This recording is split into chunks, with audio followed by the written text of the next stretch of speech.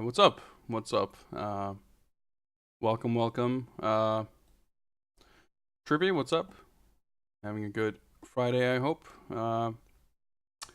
Not sure how many people out there are celebrating Midsummer today, but if you are, then happy Midsummer. If not, then happy Bat Summer, I guess. It's been a long time coming, but I've been putting it off a little bit, I guess. But it's finally time to return to the adventures of Batman and Robin and to the Caped Crusade. This long-going quest to, I don't know, ideally beat all Batman games, but that's not going to happen. It's already not happened. But we're at least going to take a look at the history of Batman games. And in fact, this point in history we're at right now is one of those games that I can't really see how this is going to be possible to actually beat.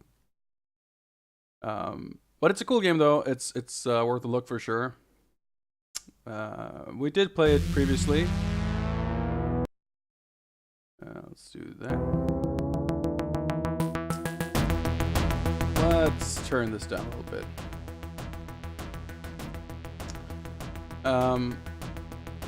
We did play this previously. It was a long ass time ago at this point. I think I made it. I beat the first stage, and I made it. I made it to the shoot 'em up section. That's actually where I game over. That's right. So the idea I had for like a conceivable way of getting through this game was to basically try to beat the first stage with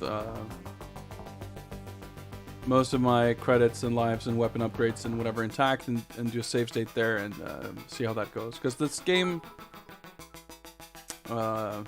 it's got a pretty troubling power-up system. Jay, what is up? Thank you very much for those bits. Always appreciate it.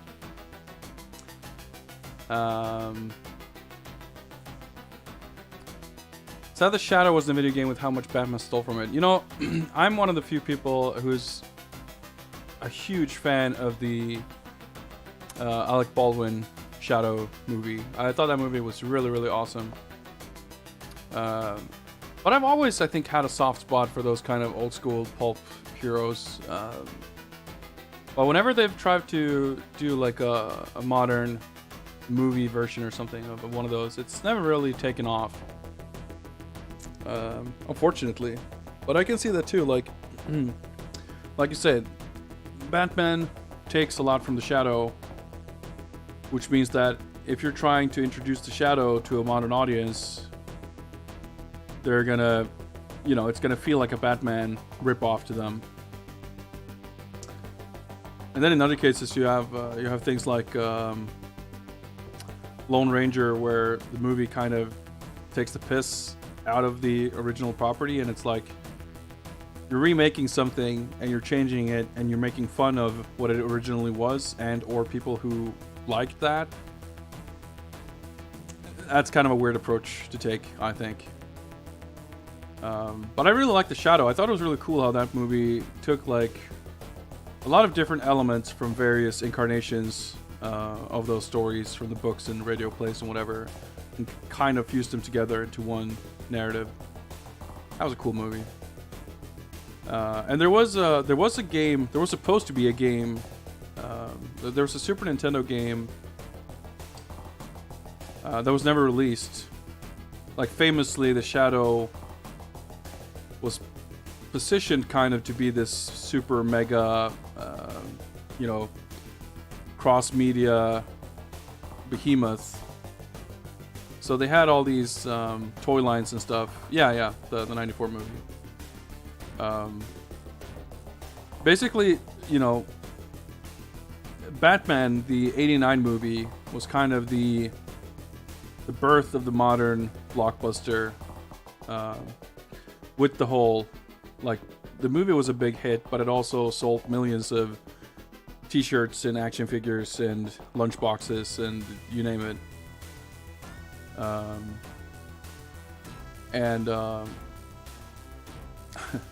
just being distracted by the sick music, by the way. It's like 8-minute intro song. Um, so you could definitely tell there were a lot of movies in the wake of Batman, like in the 90s, that kind of tried to varying degrees of success to emulate that sort of the type of marketing and approach to it. Like with the case of The Shadow, for example, the logo they used for the movie, and same with, like, I don't know, stuff like Jurassic Park has a very like distinctive logo that shows up everywhere in all the marketing stuff and all the toy lines and everything.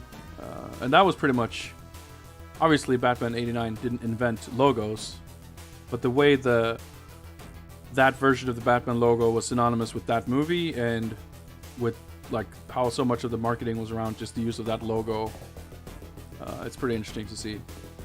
But anyway, the studio, I forget what studio it was, but whoever bankrolled The Shadow was betting on it becoming a huge hit. Except it wasn't. It totally tanked at the box office. So a lot of those planned action figure lines and whatever just never came to be. And that includes the Super Nintendo game. But there is a version of it that was dumped ages ago. But you can play it, and it's a pretty lame beat 'em up that's like 45 hours long. It's not very good. I would be totally up for a modern like Shadow video game, though. I'm just sorry, I just get lost in thought imagining what that could be like. Whether it's like a linear action game or like obviously it would be pretty well suited to some sort of open world kind of thing where you got these like shadow abilities and shit. Like, oh dude, that would be sick. But anyway, what were we talking about? I got to the circus part, and that's about it. It's hard as balls. Yeah, this game is hard as balls throughout, and kind of long and tedious, I would even argue.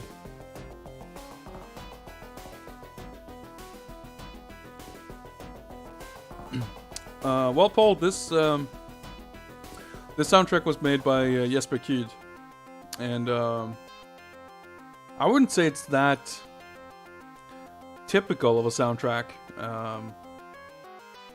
but I can sort of see what you're saying. Like it's certainly it's not Japanese, that's for sure.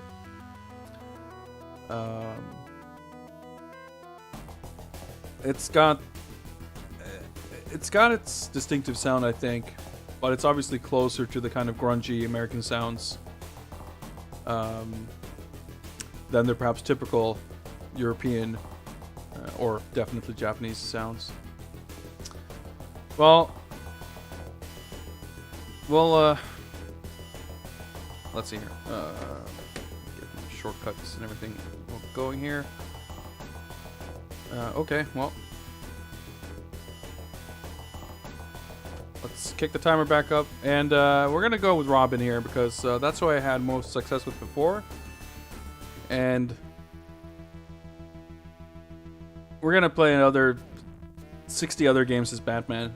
I'm gonna enjoy playing as Robin when I can.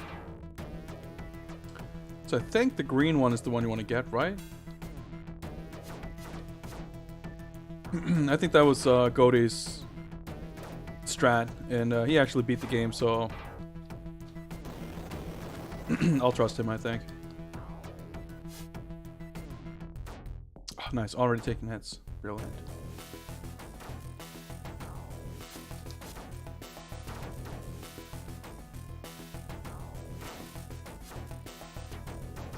I mean, it's certainly not very Batman-like, the music. I can say that much.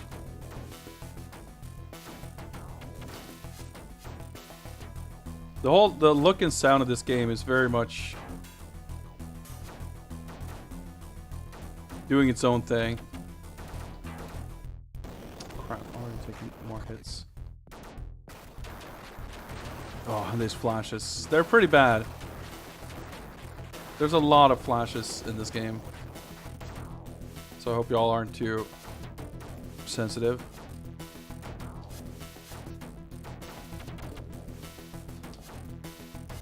Shit. Dude, I'm at half health already.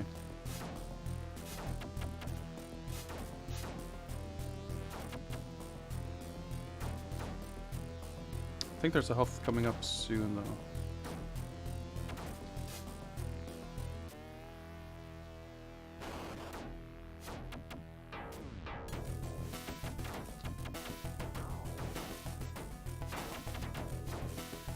Ah!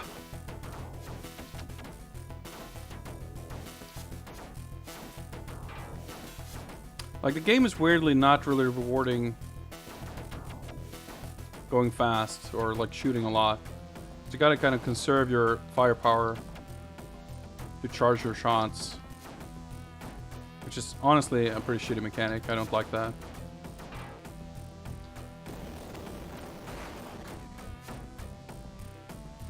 And then you got, like, even melee attacks turning around. A lot of those actions are not super slow, but not instantaneous. Slow enough for it to be an issue.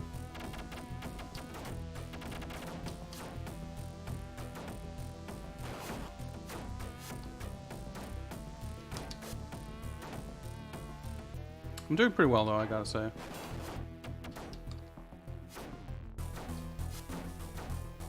It's impossible to read chat while playing this, by the way.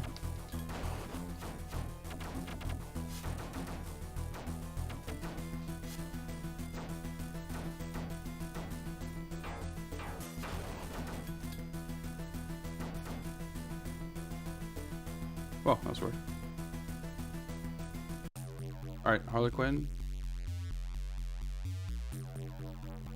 I completely forgot the strat for this. Oh, that's not the strats, I don't think.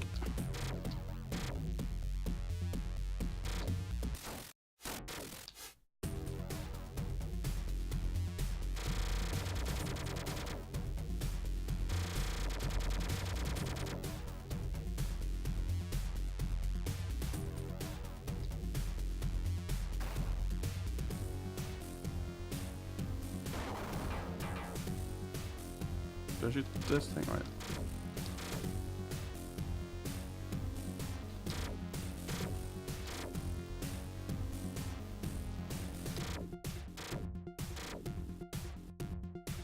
Or this is the part where it's... Never mind.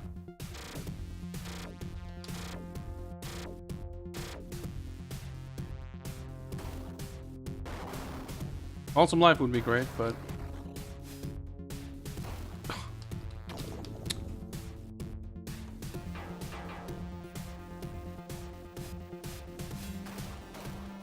just let me get up here. There we go.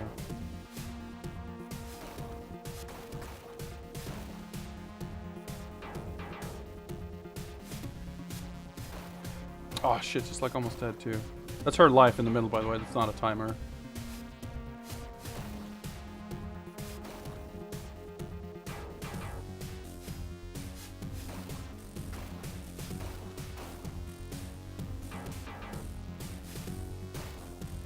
For fuck's sake, let me... Oh, dude. Whew, okay. And I think you get full health again. Okay, let me... Whoa, whoa, whoa, whoa, whoa. Okay, I didn't have it highlighted. Okay, let's save there, just because. Whew.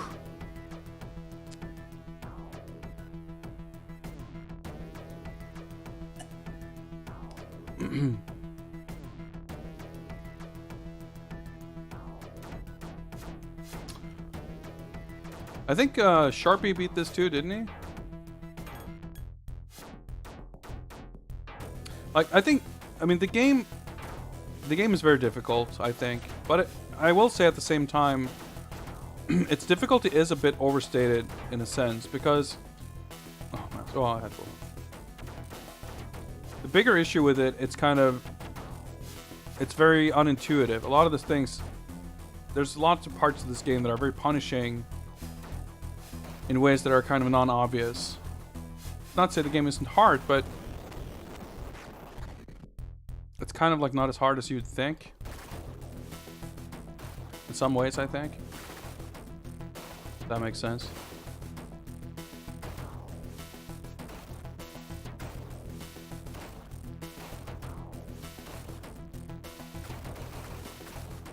Once I realized you can stand on the floor and not have to stand on that little box thing, this became a lot easier. Well, I say that as I completely fuck up.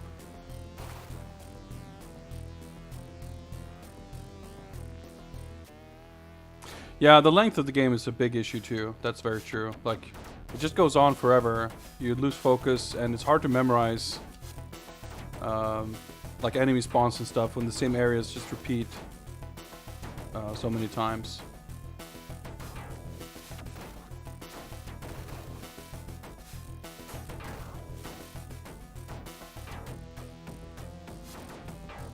Fuck.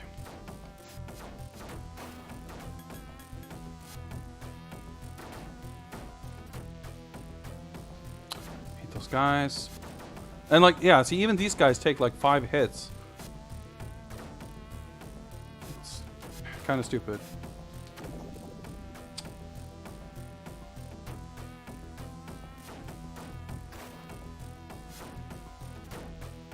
And just like small annoyances really add up with the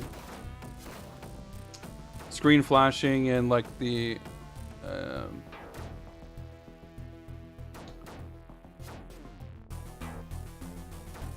inaccuracy, I guess, or what do you call it, of the melee attacks.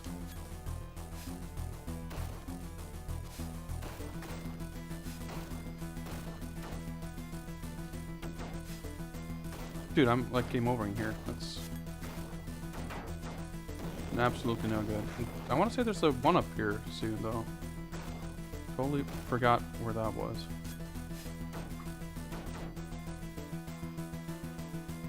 Here? Yeah, there we go.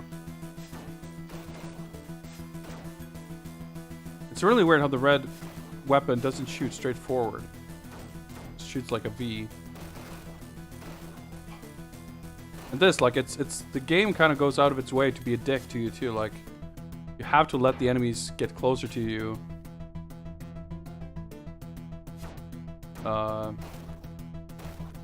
For them to drop the health in a way that you can actually pick it up. The health thingies like float upwards. I just want to shoot. I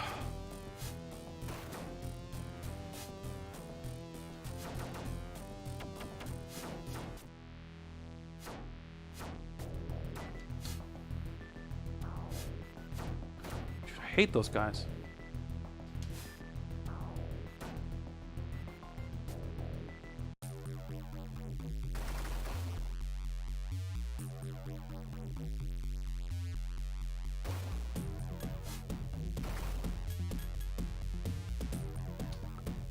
I don't know, but I'm frustrated with this game, largely I think because it's so close to being an amazing game. But it just stumbles in a few crucial ways.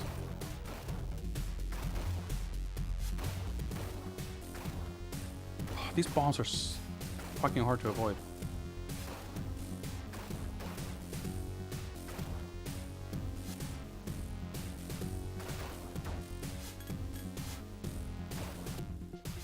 Ah, shit.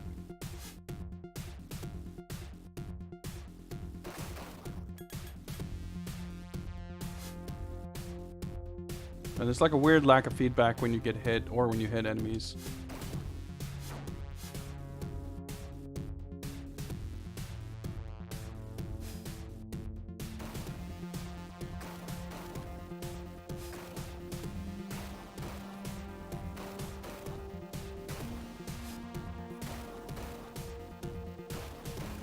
All right.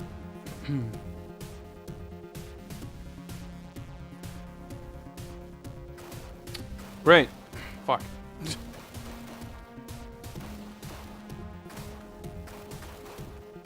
Forget, I don't have to shoot the claw, right? Because she'll show up and I have to... Yeah.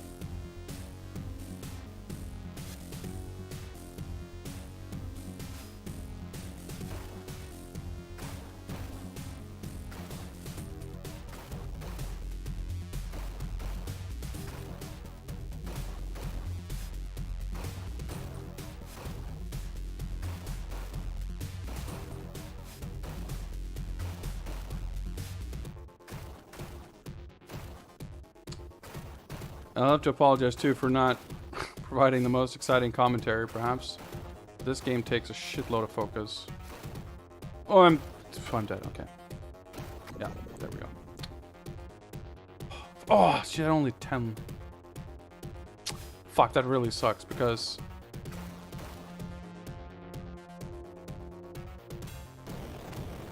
Oh, that's the, yeah, that's like worst case scenario. Dying and then immediately beating the section.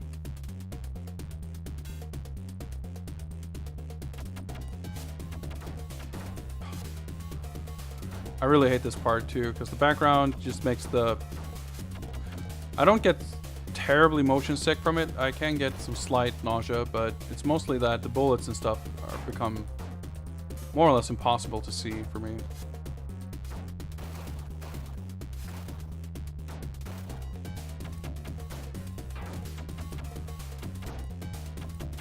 Like, your guess is as good as mine as what the hell's going on here. I just noticed... Oh, right, this shit.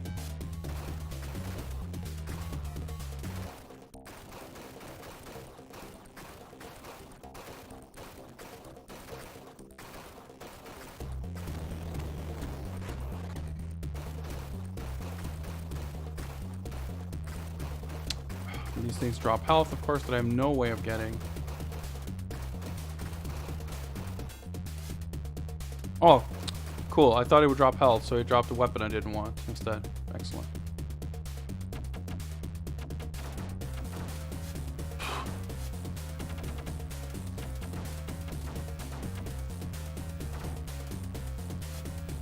Yeah, this game, it's sure is a thing, huh?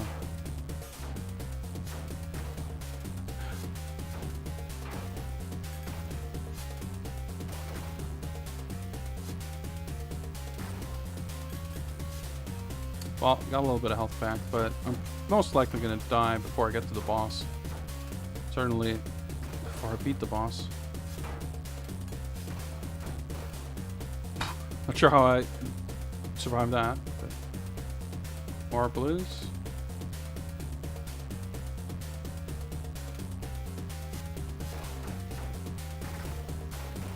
Oh yeah, I think yeah, those things fly into you and destroy themselves, and if that happens, they don't drop anything.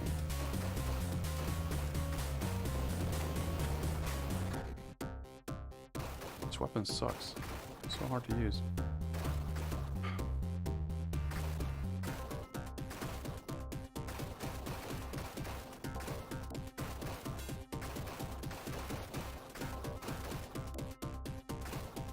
There's just... Okay, I just noticed this. The cape is like fluttering in the direction of the wind or whatever. That's actually an awesome effect. I never noticed that before.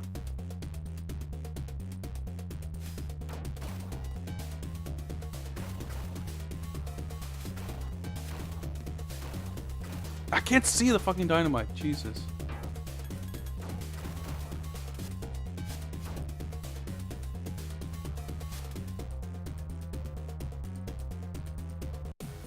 Okay, well, we made it to the boss.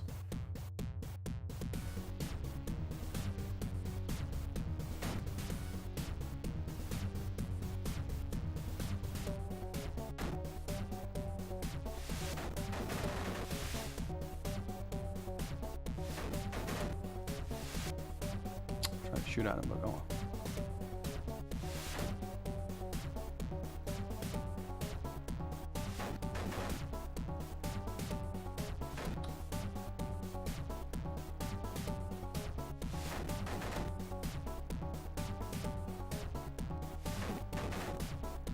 All right. Okay.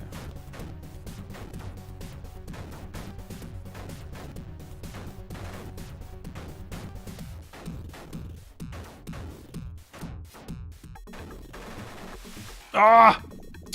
Game over.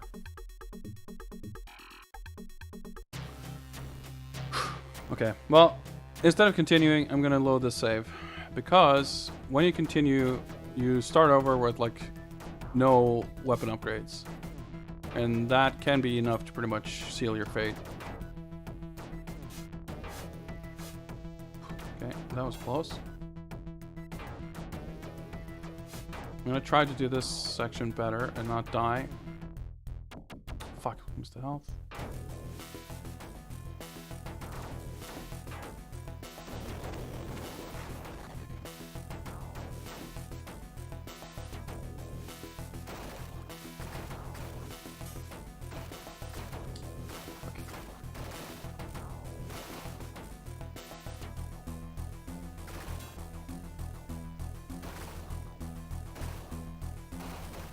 Someone missed that bomb upgrade last time. Made it a little easier.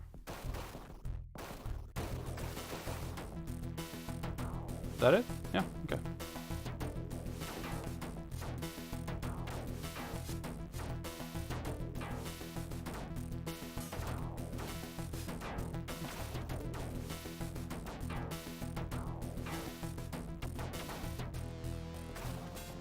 That was really close. Nice. Well, of course I get hit immediately. Purple guy's coming in, right? Yep. It's pretty much a constant though. Always fucking purple assholes showing up when you least want them to.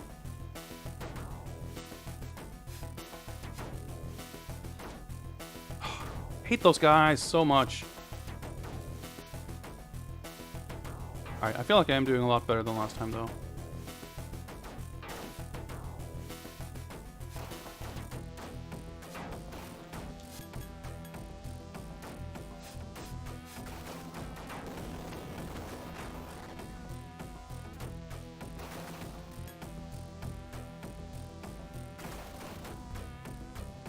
That's the one up, right? Oh shit.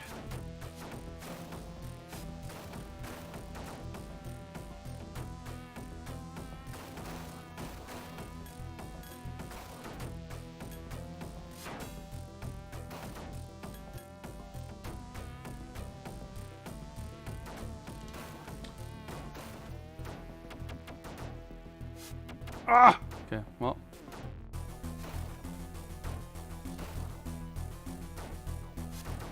As long as I don't die here, I'm okay. I don't think I'll get my life back in this scene transition, but in at least health I can regain. A lot easier than lives. Okay.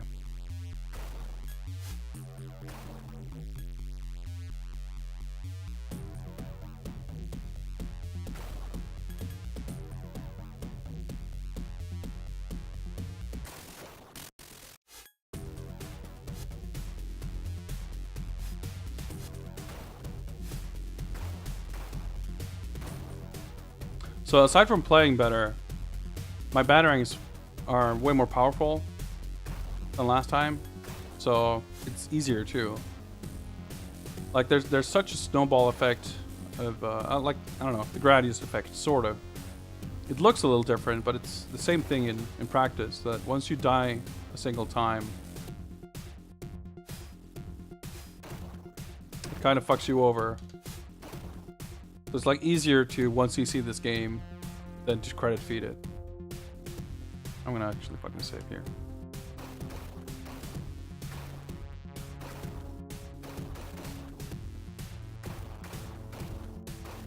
Easy being relative, but like your odds are better, I guess I should say. I don't know.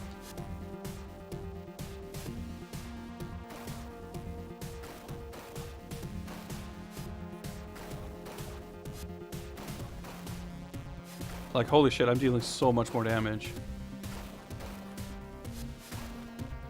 See, that was like trivial.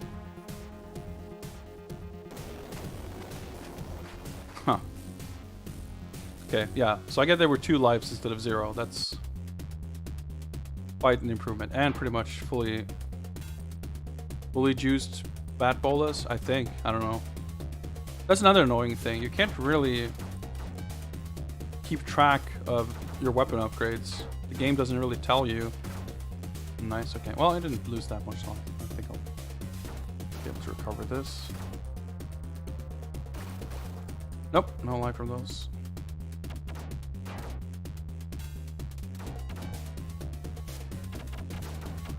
Dude, the fucking anti-airs.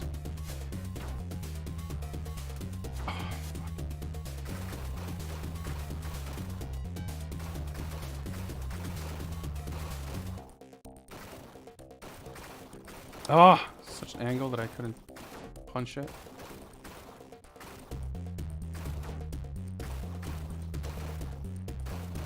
I don't think I lost health from that, but who knows.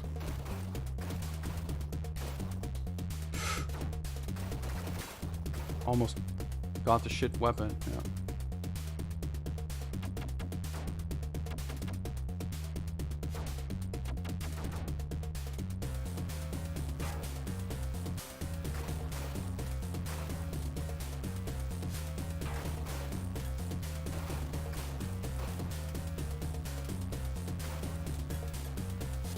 All right.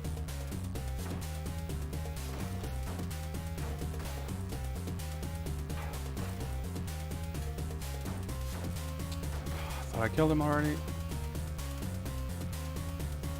Balloons number 2.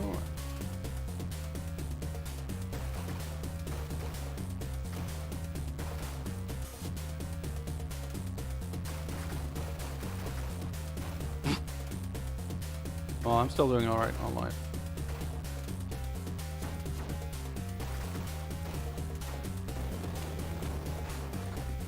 Well, lost those pickups, but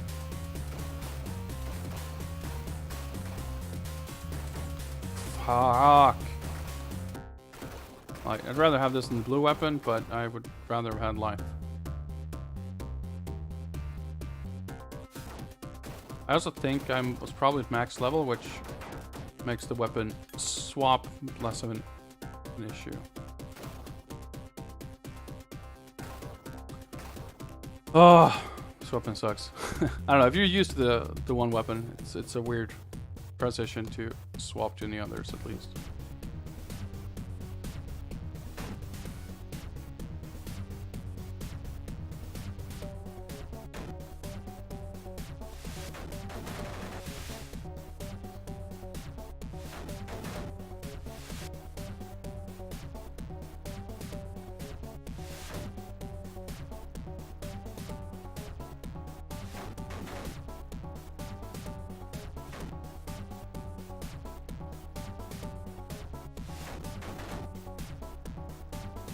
So 50, he starts the other pattern, I think. Yeah.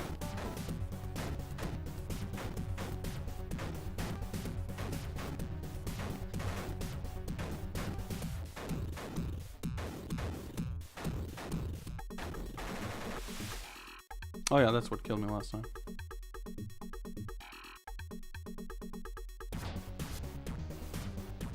Maybe. Okay.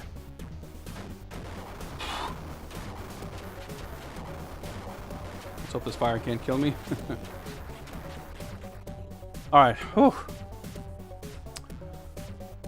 I'll say for this is just, you know.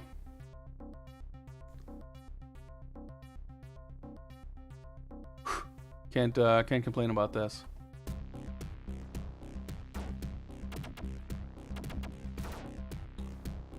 Hits are ready. Great start.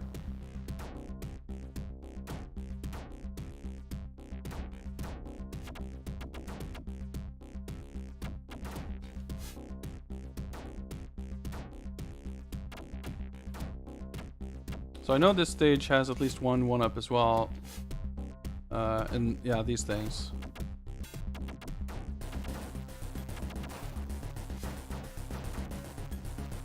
The green guys drop health, so you kind of want them to jump down so you can actually hit them.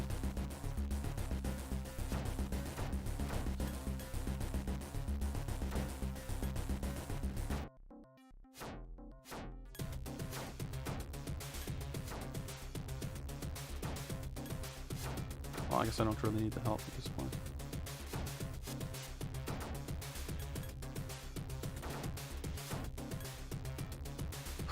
They're gonna start chucking barrels and shit.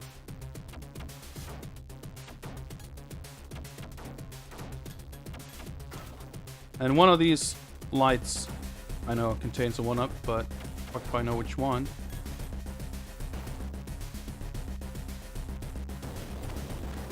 Shit, I should have waited.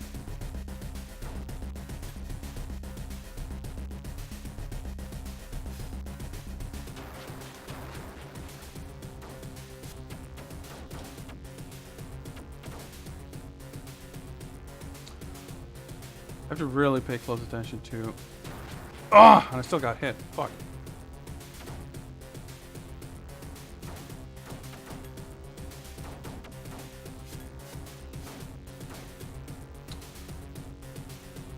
It's better to just fucking jump out of the way.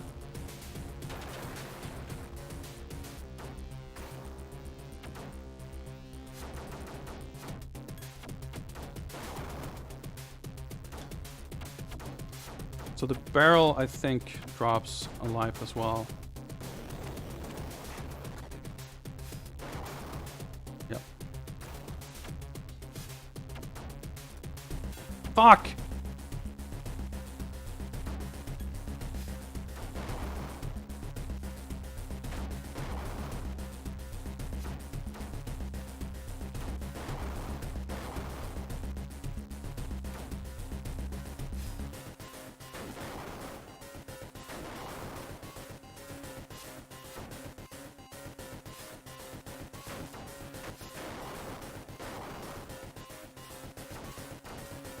Okay, well, we're still doing fine.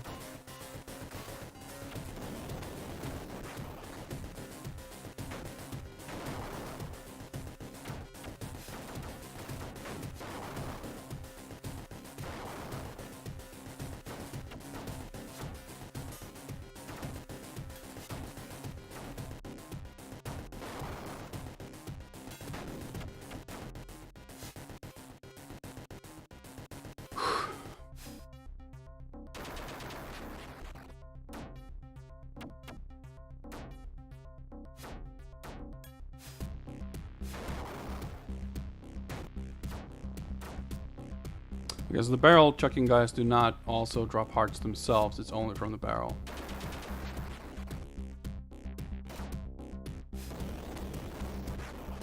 Oh, but I see, okay.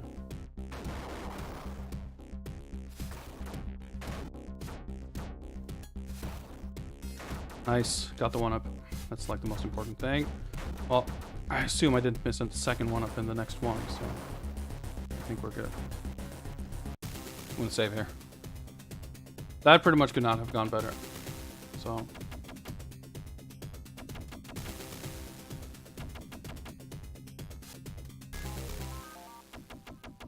Whoa, okay. That's a little not what I expected.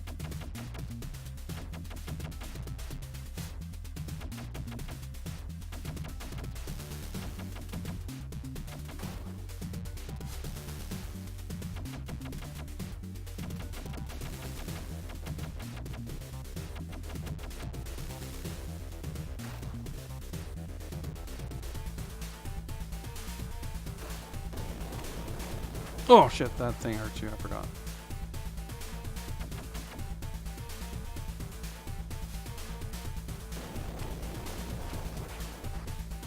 That weird line on the screen there is not supposed to be there. For emulation issue, I guess.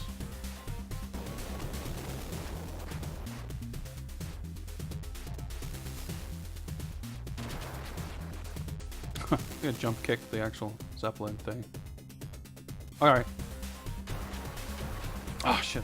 Well, I survived, and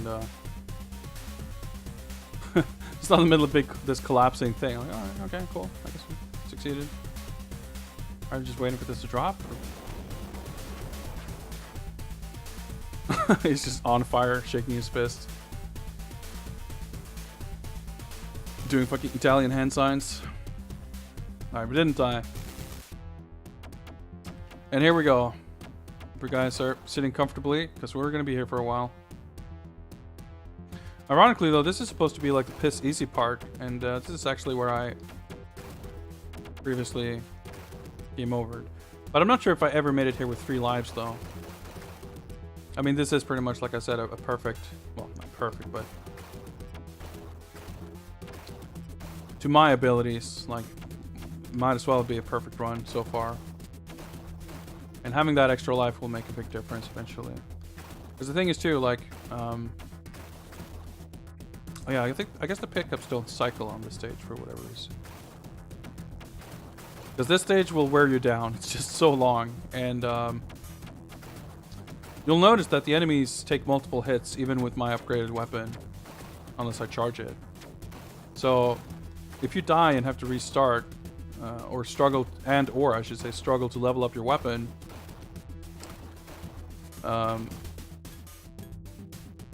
you're gonna have a very tough time on this stage, simply because you can't really, like, enemies move faster than you,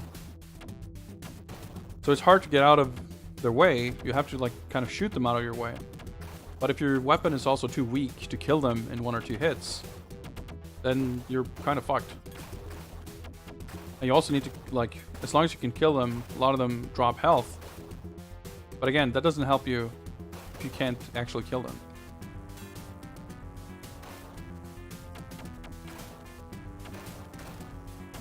And I think all of this would be okay if this section wasn't like fucking half an hour long or whatever.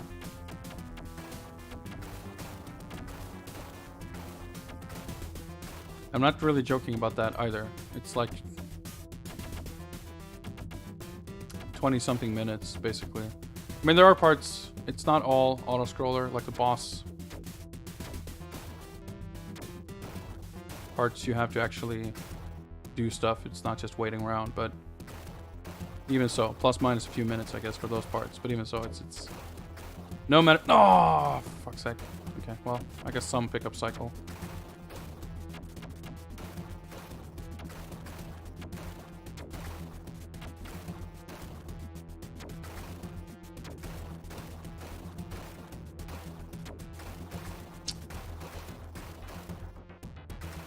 Just hope we'll reach one of those parts where everything drops health pretty soon.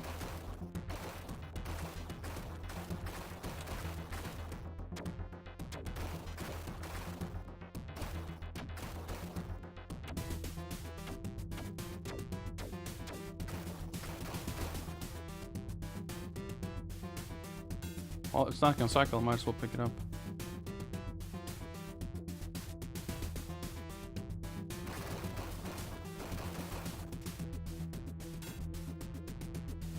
Alright, we're at the first mid-boss.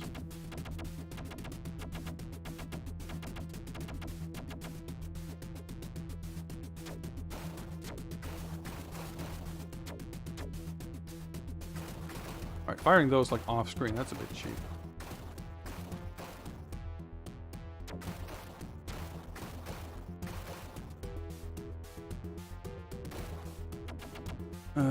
Oh, okay, I can only hit him on the upper half now, I guess. Dude, I'm almost dead.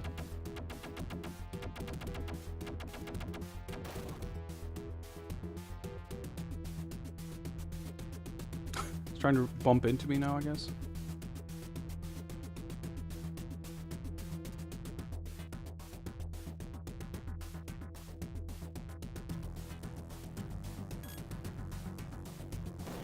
Alright, well. Fuck it, I'm gonna save here. I'm not gonna. Oh, so that's like the first 20% or something when we start to get the fog here. The clouds or whatever. Smog? I don't know. It's a cool stage. All the effects are so cool, but I wish it was all in service of a game that was easier to get more excited for in other ways. I shouldn't get too pissy though. Like it's not a bad game. I bet if you play 2-player mode and you both know the game pretty well, I reckon it might be pretty fun. Like I feel like if you don't know, you're just gonna game over immediately. Oh, I don't really need that. The health, on the other hand. Oh, I got something. Yeah, all these like different layers. It's a nice effect for sure. Oh boy, we're in slight nausea land now though. There's like inertia to your character too, which is a little...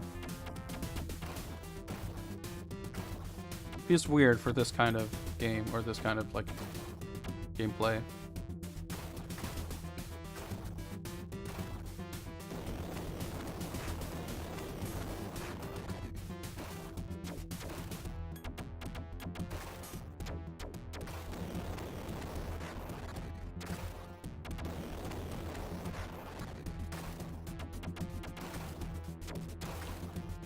And if I recall, the next boss is also going to like keep dropping health all the time as long as we like destroy parts of it or something. So I hope I can recoup my lost health here pretty soon. Well, assuming the boss is pretty soon. That might be optimistic.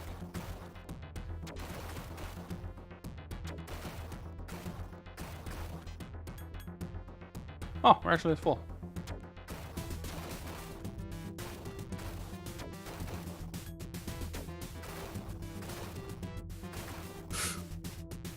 Oh, it's weirdly hard to control, but partially because of that inertia, but also because like there's some kind of parallax scrolling thing going on that even static items, they don't quite move in relation to you the way you expect when the screen scrolls.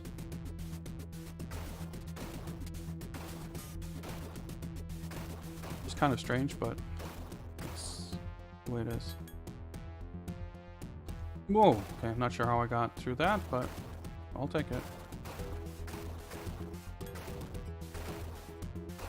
It's so weird how the game is, for the most... Did not want that. For the most part, so stingy with like health drops.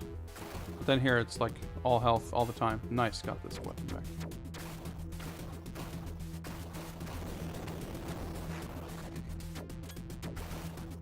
It's definitely all seizures all the time.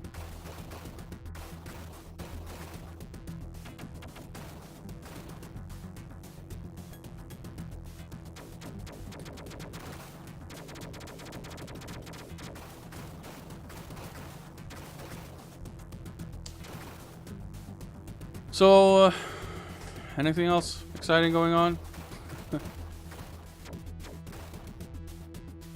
I think this is my PB, by the way. I don't think I made it this far. I'm pretty sure I died on one of these, but I think actually might have been in the first one. On like a legit run of the game. So at least we're in PB territory. I know once we'll get to the big battleship, whatever, boss, then that's definitely a PB.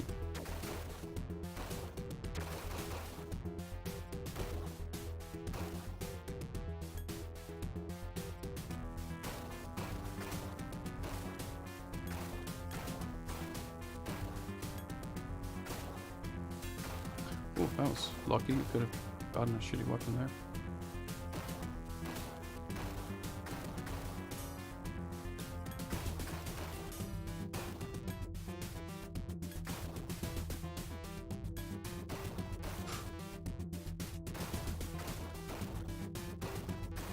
It's weird. There's something weirdly kind of, not nauseating, but just disorienting about everything moving in different like sine waves across parallax scrolling things, and then other things start circling around.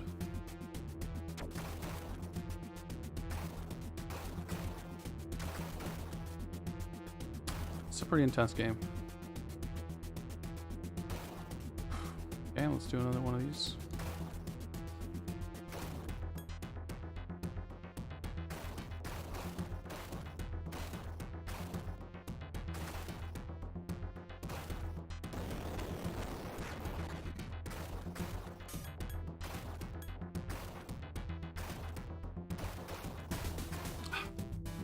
Oh shit, you drop down in health very fast. For all the health you get, let's touch one or two of those things so you're down to half health. Let's save here.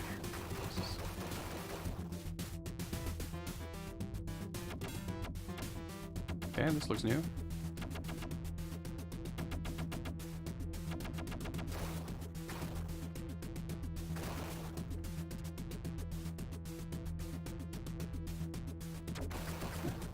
So I guess we're to assume, by the way, that these are all like Two-Face's goons flying like biplanes. Why not, I guess.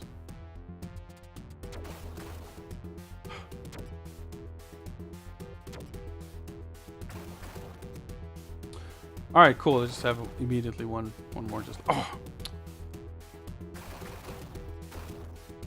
So now all of a sudden I'm like actually not doing well on health at all. Jesus. And I'm pretty much dead.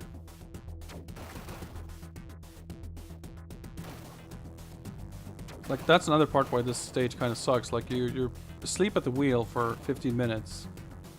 And then there's 20 seconds you need to care about. And if you fuck up, you might have bad consequences. Okay, we're at the boss.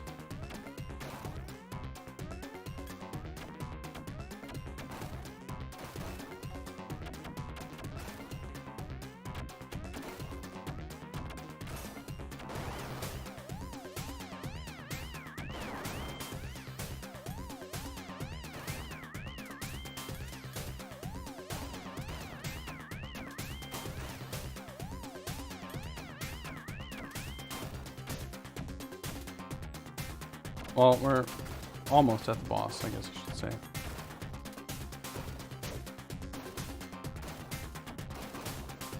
You may notice there's no boss life bar just yet.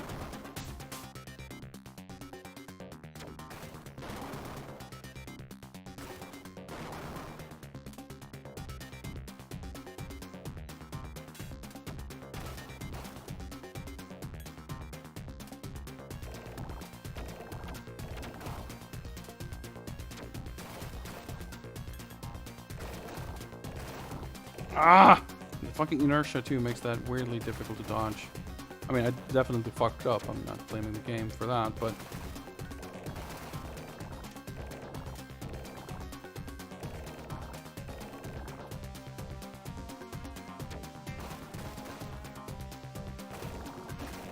I'm dead. There we go. Well...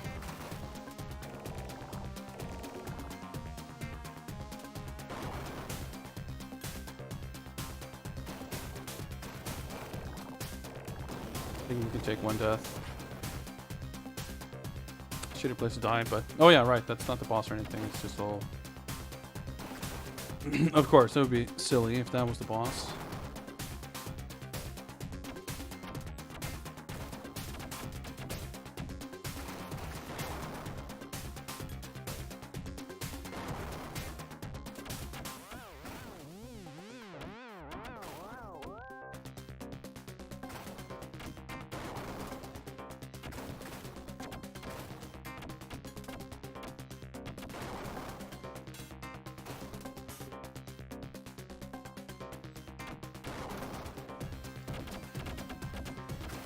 Ah, why am I like fucking inside this whole thing?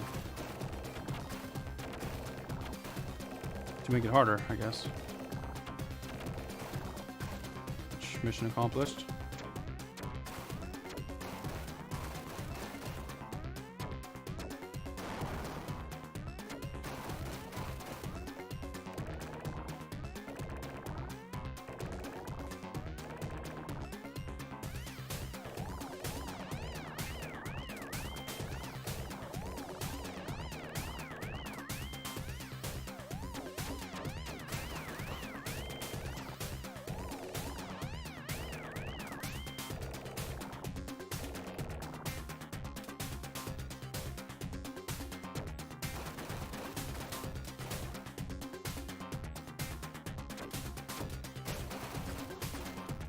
Come on, there we go. Okay, got some health back.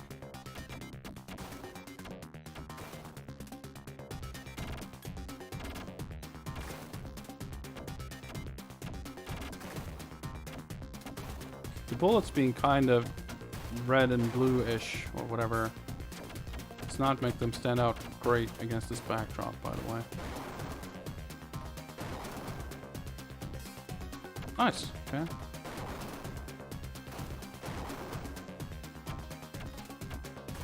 Feel a little more comfortable. Fuck.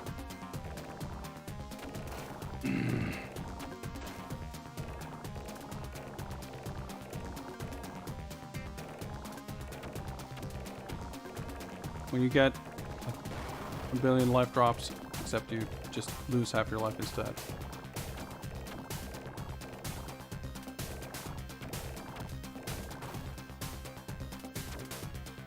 Fuck.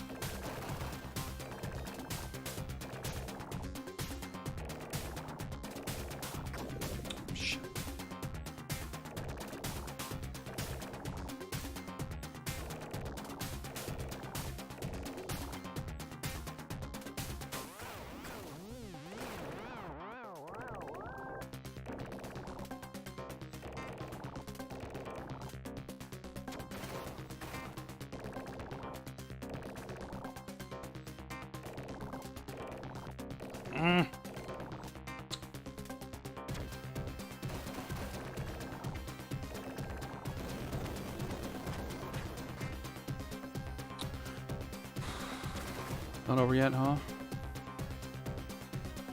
Looks like the end of the ship.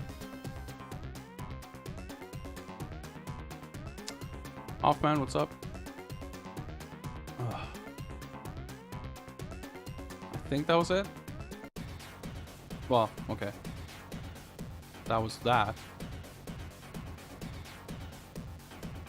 Do I want to avoid the searchlight, or how does this work? Okay, it's probably nothing. So, I don't know.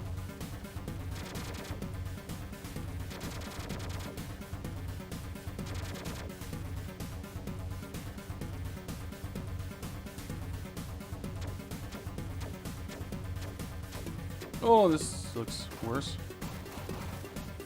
I would really like to not lose another life, but I also kind of don't want to replay this part. Shit. Well, I just did. I can't quite respond at this second. I just saw the chat move. I'll get your comments as soon as I get to take a second.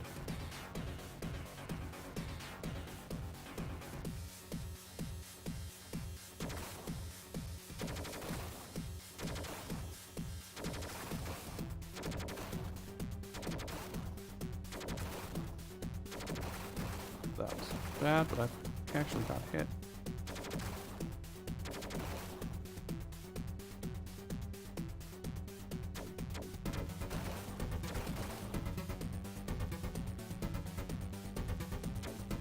Well, see you later.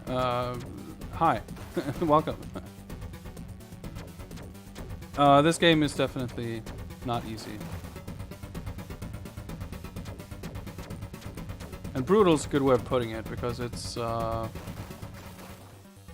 really kind of punishing and unforgiving.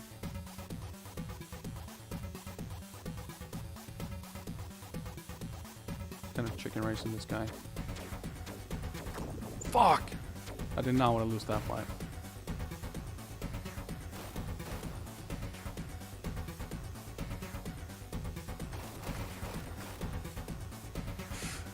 I'm really not feeling good about going into the next stage with 0 lives. I won't save. The Mega Drive Nintendo version, which stands out?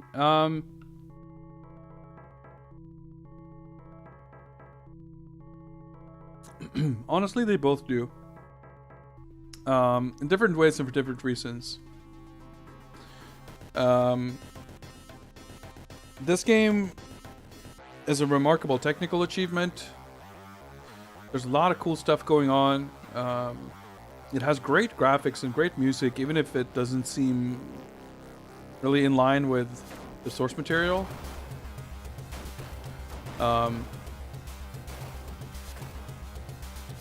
I would say the Super Nintendo game is the better game for a number of reasons.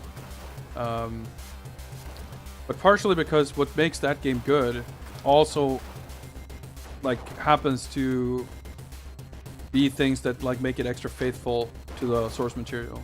Like the art style and the sound and music and everything is even the storylines of each of the stages are taken pretty much verbatim from the show. This obviously plays very fast and loose with any of that stuff.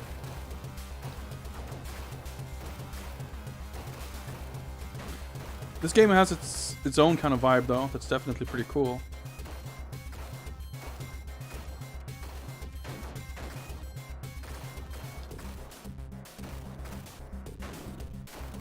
But I don't know, this kind of strikes me as one of those, I don't know, Amiga licensed game or something that seems to kind of miss the point or just do its own thing.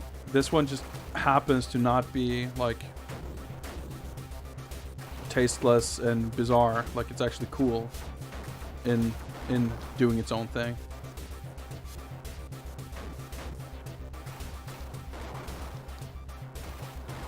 I've never played this stage, so I don't really know what I'm doing. Fucking gnomes.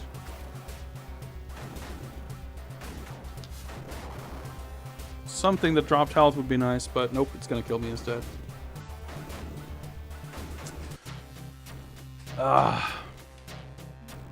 So if I continue here, I'll have 2 lives, but I'm back to shitty level 1 red batarangs. You can, I guess we'll try it out. You'll see how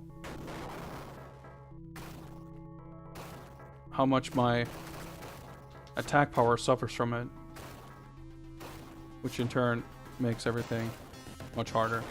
One of the many ways this game is difficult. Power-up system is very kind of unfair, or at the very least unforgiving.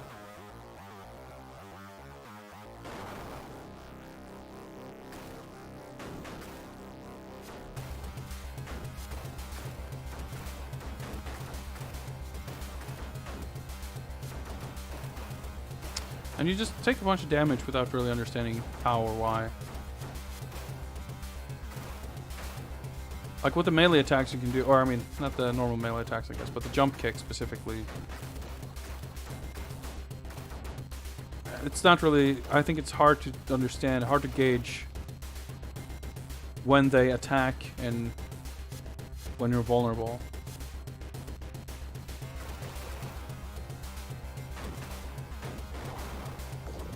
Does it seem like you would be attacking, but then you just take damage?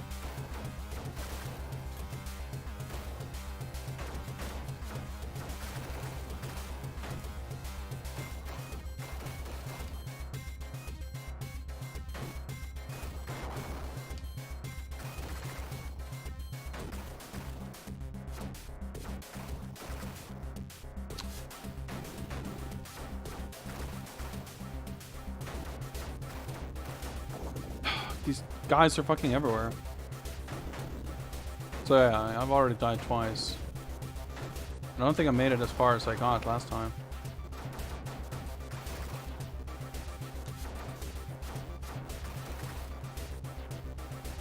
Yeah, this stage especially is pretty bad with the crap everywhere with all the gnomes and shit.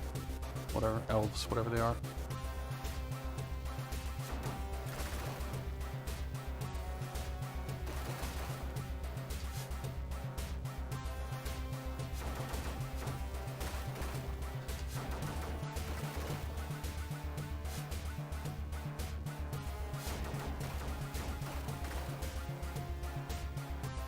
Oh, I'm getting some life back here.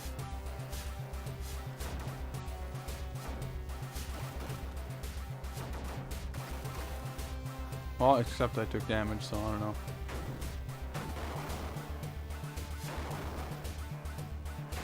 Oh, okay, these guys explode too.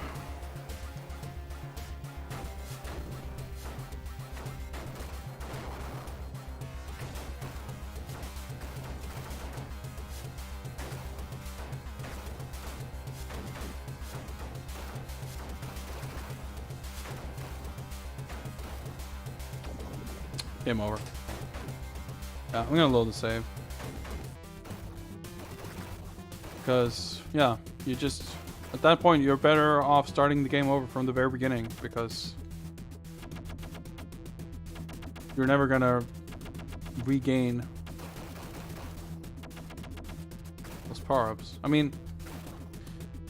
if you're very, very good at this game, I'm sure you can reach a point where you're good enough that that's more feasible. But where I'm at right now, it's, yeah, feasible is not how I would describe my chances of doing that. It's an annoying pattern.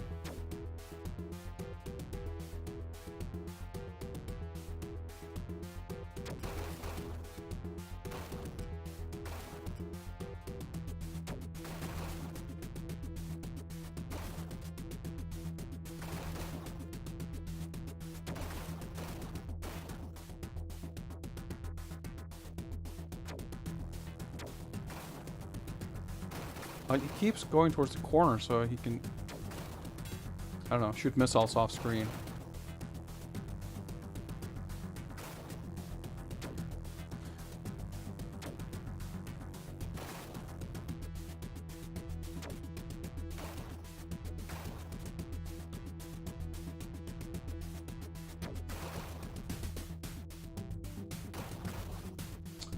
Didn't think there would be 2 of them left, but.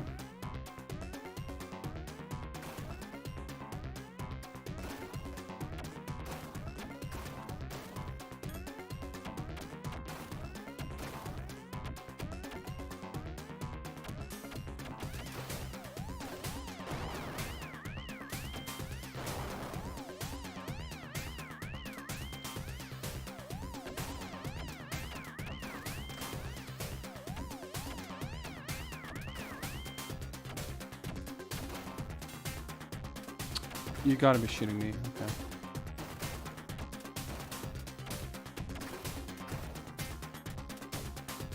Got a weapon upgrade I didn't ask for.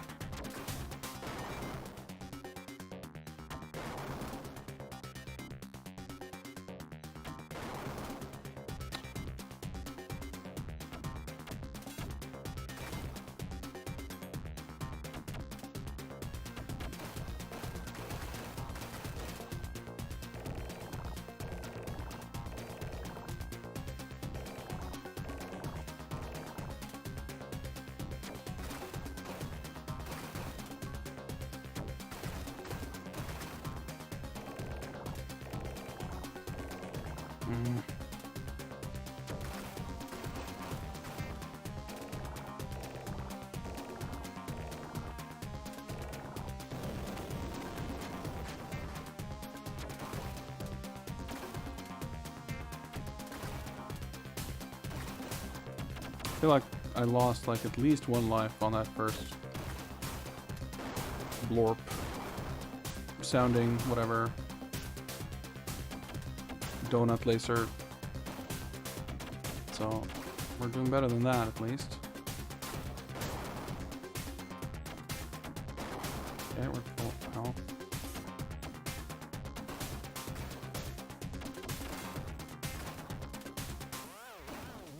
I somehow picked up a weapon upgrade I did not ask for again. Okay, cool.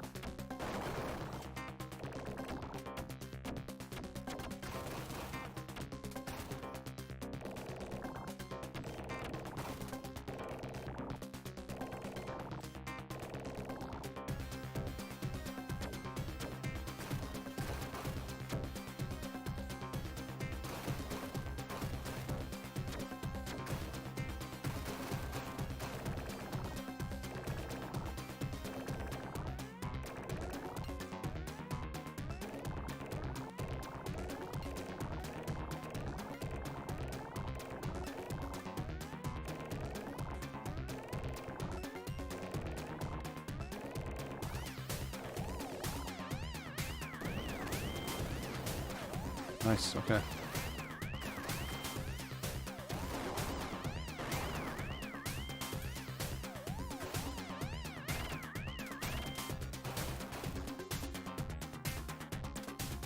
Ah, it's like weirdly fucking difficult to pick those things up.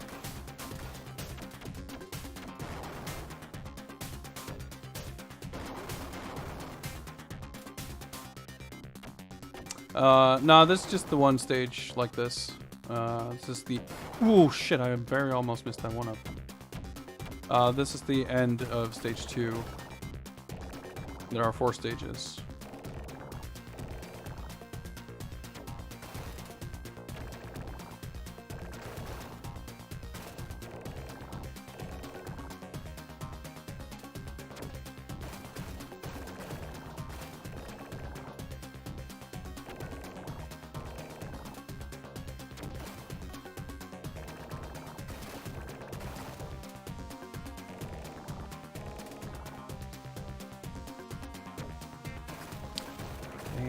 Just destroy one of those things.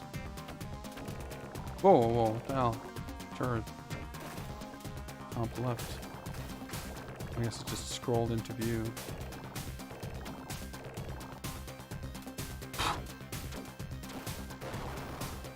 Nice, okay. Ooh.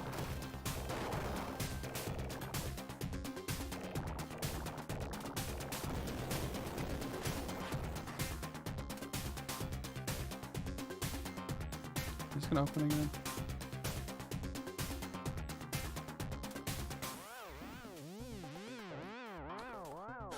Oh, okay.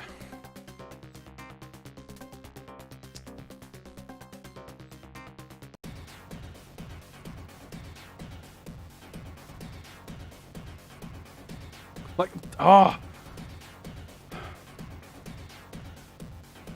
Like, shoot 'em up bosses that just fly into you. Annoying as shit. Well, I think I'll just have to take that death.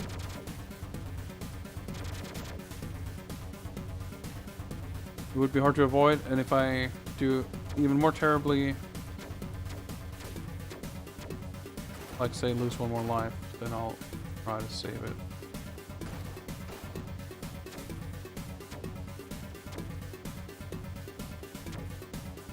I don't know for a fact, but it seems like I may be back to like the base level weapon, which seems crazy after just dying once. Well, yeah, now it seems more powerful somehow. I don't know what was going on there.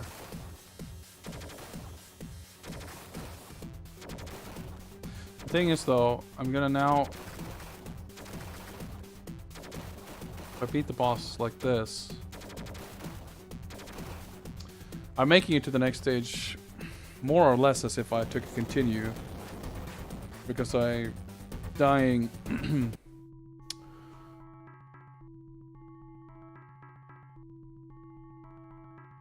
dying left me the shittier weapon. But okay, well, this is not the base level, at least.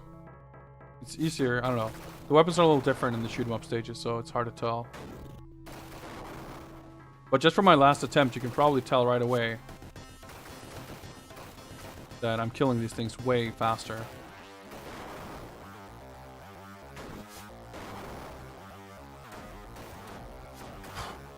Now I'm just jump into that thing, but oh well.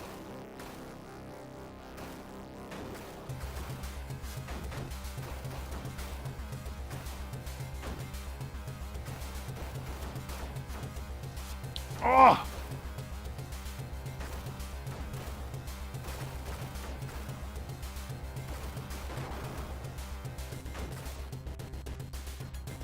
Thanks.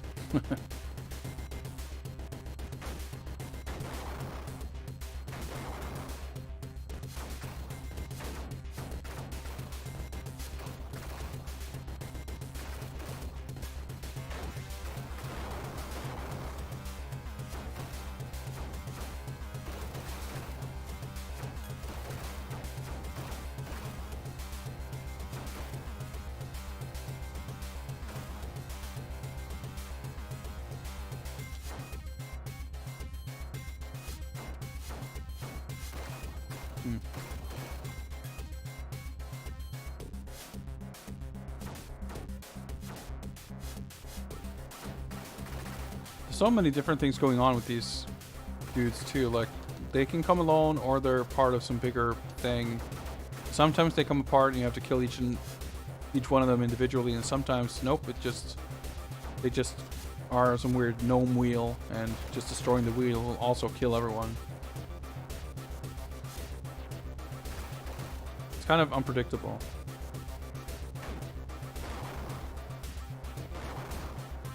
Even, I don't know, not just unpredictable. I guess it's just hard to tell.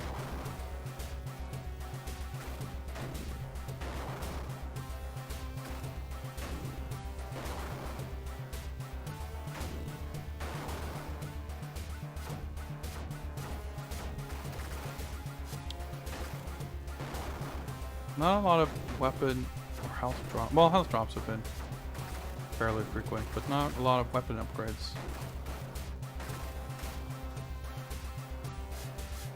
Though I will admit, this weapon is kind of servicing me pretty alright. I just saw it, did not have time to react. But more weapon upgrades would have been nice, because now I died, so now I lose another weapon level.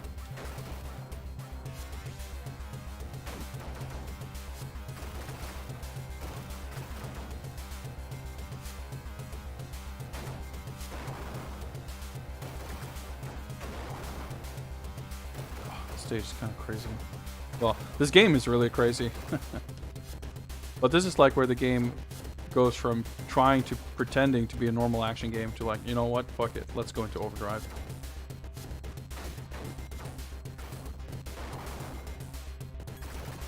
Which kind of like makes sense with the Mad Hatter's shtick. Have everything just be over the top and surreal. And I'll just do this, I guess.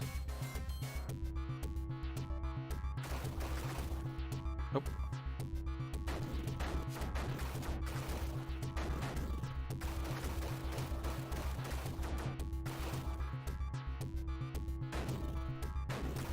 Oh, this, okay, I remember, recognize this.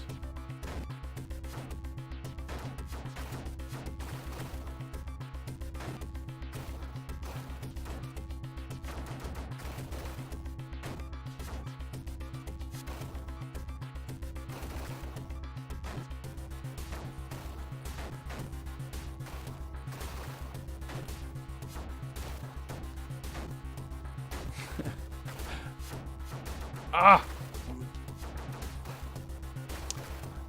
Goaty, I was talking about getting a gnome and miss clear on this stage, which would be good right about now.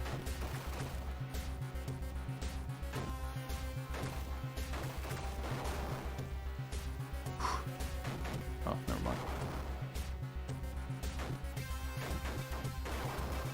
Have to melee those things, I guess.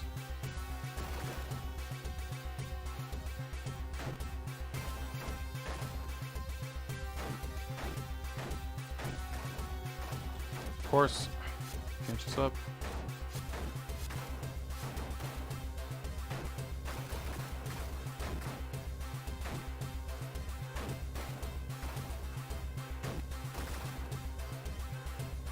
Do I want to save? How do I? Yeah, okay. Oh shit! This thing, right?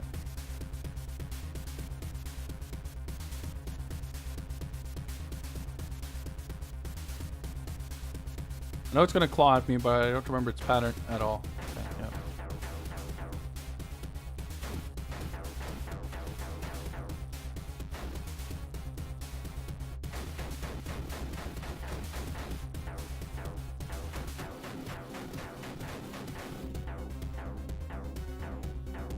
Okay, this seems kind of surprisingly chill so far. I mean, I'm not doing a lot of damage, but I'm not dying, so. There sure is a lot of lighting equipment just to unceremoniously drop from the ceiling. Okay, so once it touches the floor, it's like not active. Good to know.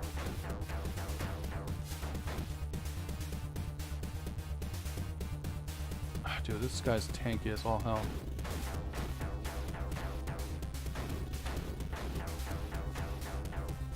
Alright, this part. Well, I guess I'm stuck out here. That's nice.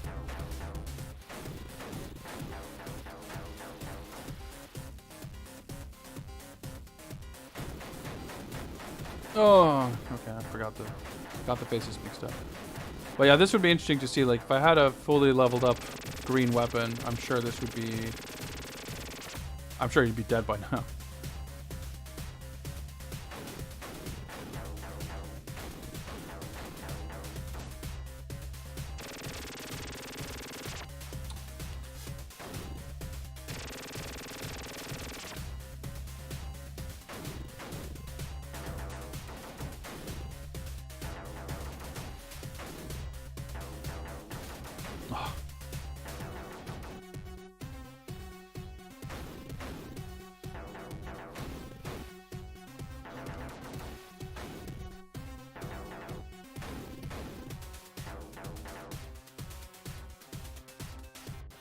This even feels like surprisingly fair for being a boss in this game.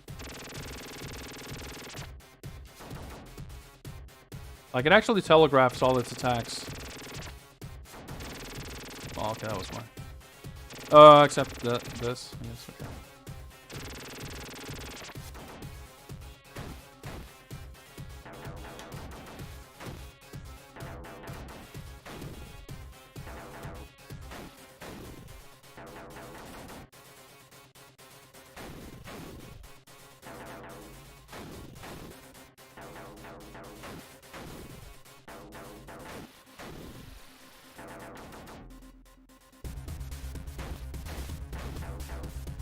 So it's interesting about my... okay.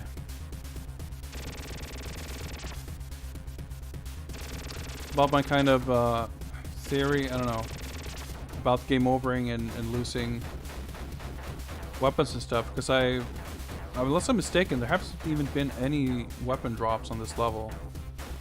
Kind of weird. Fuck. Oh, okay, now it's just like totally out of sync.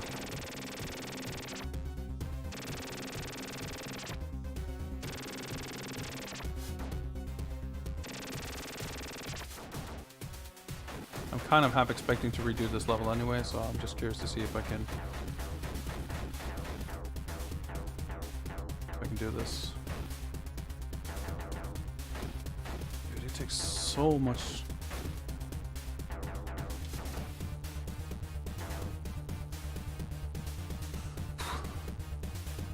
Ugh.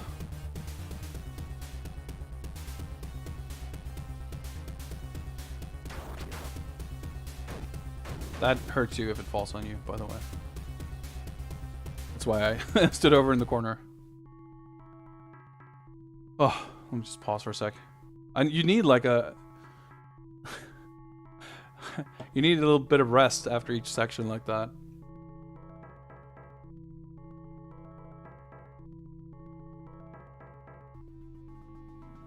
Now, I kind of want to redo that fight, if only because I know I could have... Now that I got hit by a few things before I figured out the pattern completely. So I kind of want to redo it, but I want to do this. Oh, I even saved it at the beginning of that fight. Okay, well, I'm definitely going to... I'm just straight up going to redo the fight. But we'll see what this area has to offer first. Yeah, you can choose Batman or Robin, and if you play two-player, of course, you play as both simultaneously. Oh, that didn't last very long.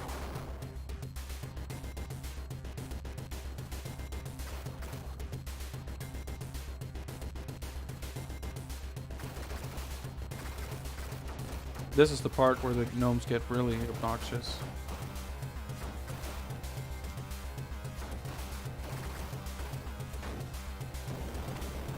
Dude, how did the skull not kill that thing? That's weird. Does it have like iframes or something?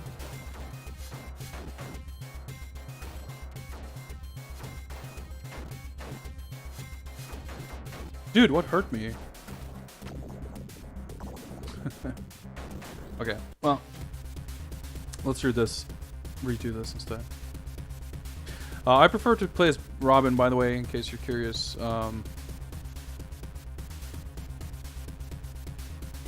Mostly because over the course of all the other games,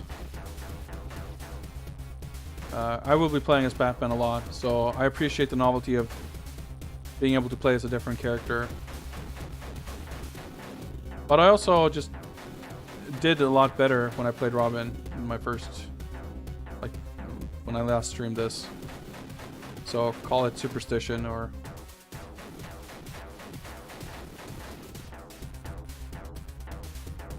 or whatever.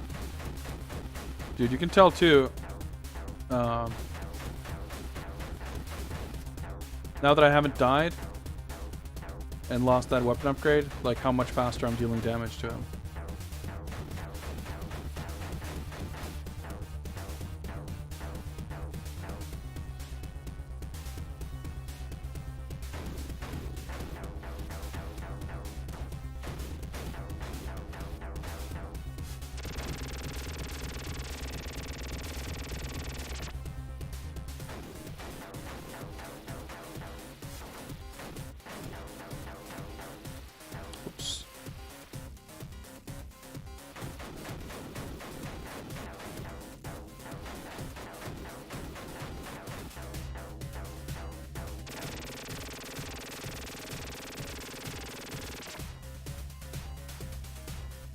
I mean, he still takes a shit ton of hits, but it's nowhere near as bad.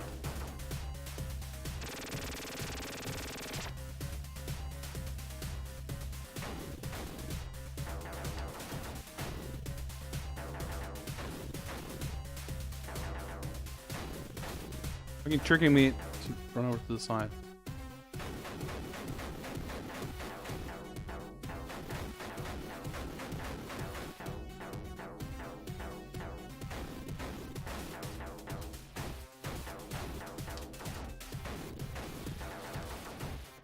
Yeah, this place, like, yeah, that one attack, it's like totally out of sync. It's so weird.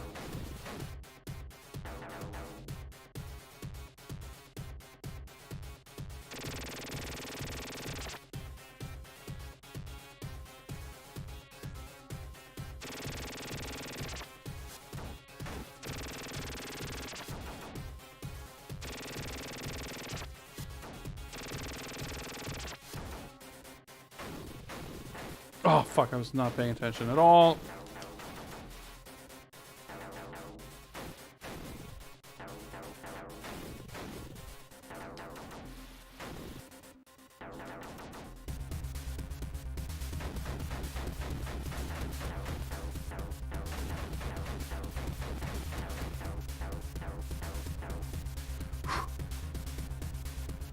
Ah!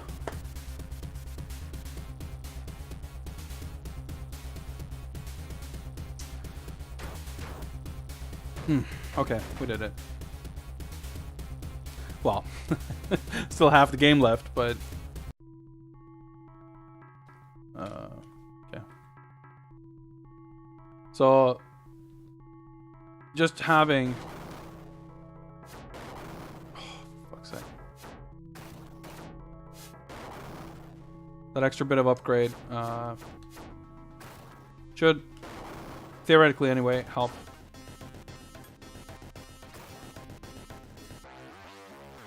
Well, the life, also, of course. But that one life with no, like, the shittier weapon, it's like, yeah, that doesn't mean much. But it truly is weird that there's, like, no weapon drops on this level. Unless they're all hidden somewhere and I just missed them all.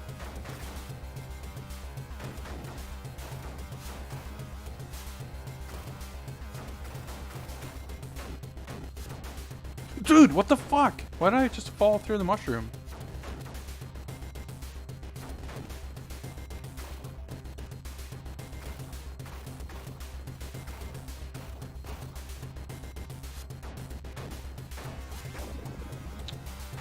Fucking rabbit explodes off screen and I die, okay.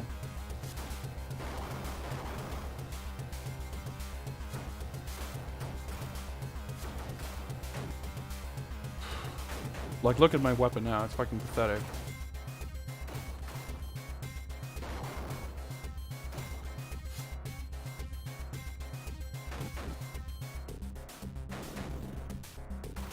Yeah, my best bet is just, like, pushing them into the pits.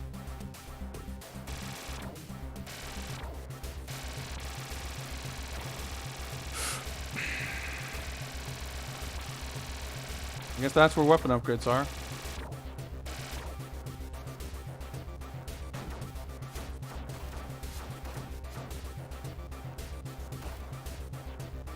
Well, if he had one, I missed it.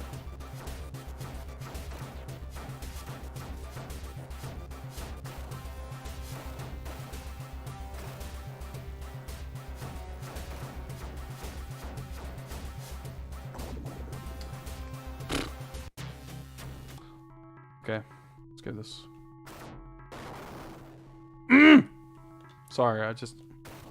okay, so if it's random, let's see if I can... like, fucking thing carrying the bonus pickup thing. Oh, I don't want that weapon. Like, just takes multiple hits.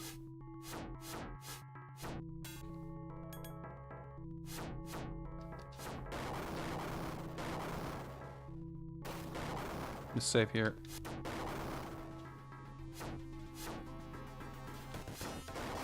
Still not going to be easy, but maybe slightly easier. Oh, okay. Well, I can't just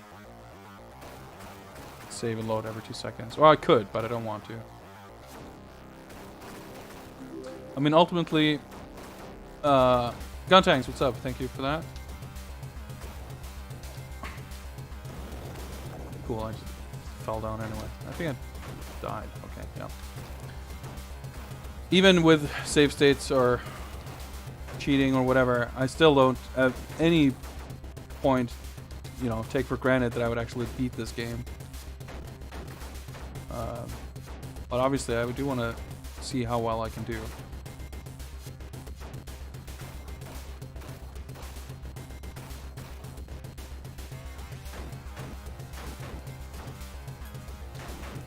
Oh, nothing.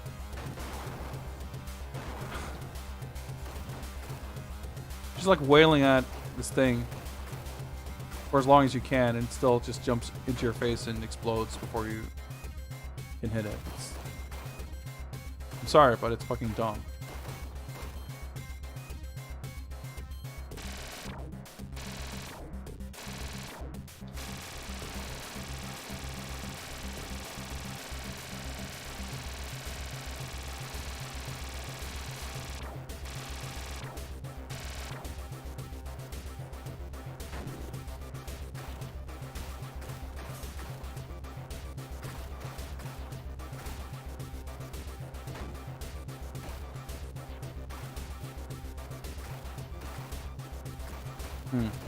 Oh.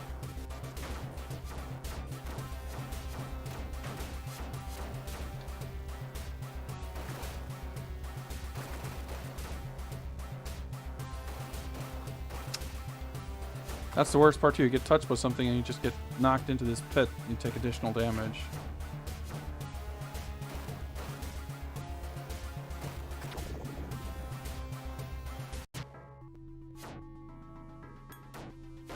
God damn it! Like, good. I just wanted to see if I could.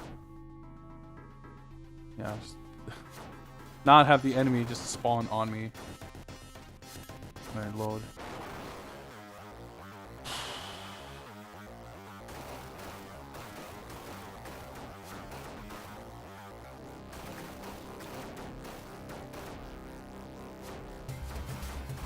Oh! Well, chasing that was not worth it, and I'm pretty much dead.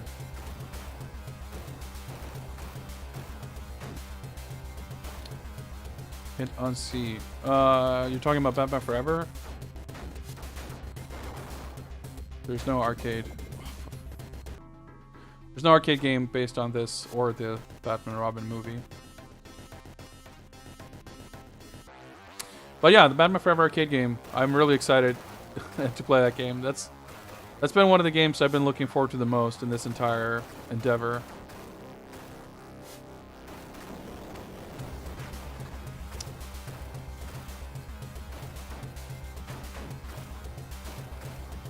And I hope I have the time to learn a thing or two about that game. So I, like, ideally I would really love to learn how to like 1cc that game, or at least like learn it proper. But we'll see if that's in the cards. My impression is that it's not that difficult. Like, it's a cheap game and it's a hard game, but like there's so much stupid stuff that you can abuse in it that you can like sort of learn how to cheese it. And that seems like it does not necessarily take a gigantic effort compared to certain other games. Compared to something like this, I guess. Do I save here? Yes. I'm not gonna want to reload that save really though, but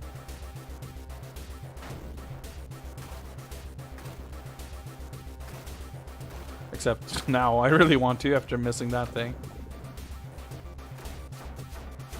Right, so I did die there.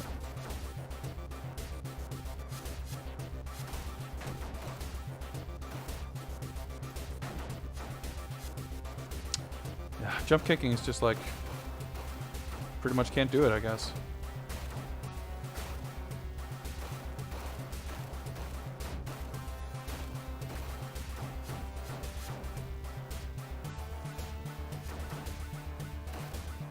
You also can't fucking hit that flying dude for some reason.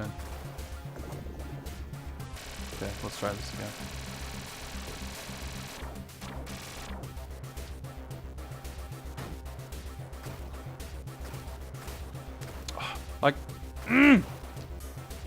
So many of these tiny dudes just get in the way, so you can't hit the fucking bonus carrying guy.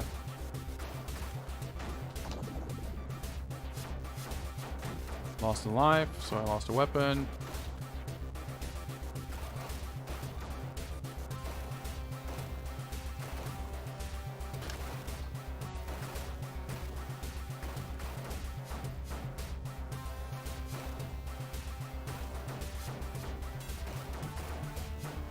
Got the upgrade, but now I'm pretty much dead.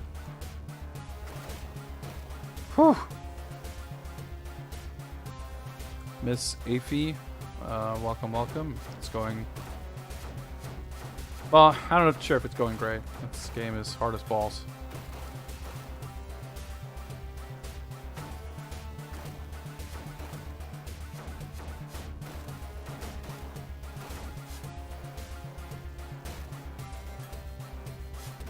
I still have like 1 pip of health.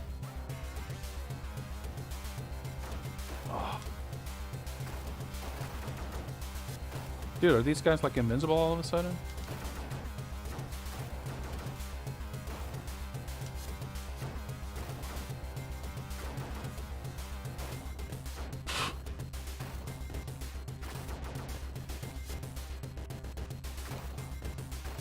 Yeah, this is... I don't know, a pretty obscure part of the lore, I guess. Oh. Damn. The thing is... Again, starting here with this weapon, I'm like a... Yeah, there's no way.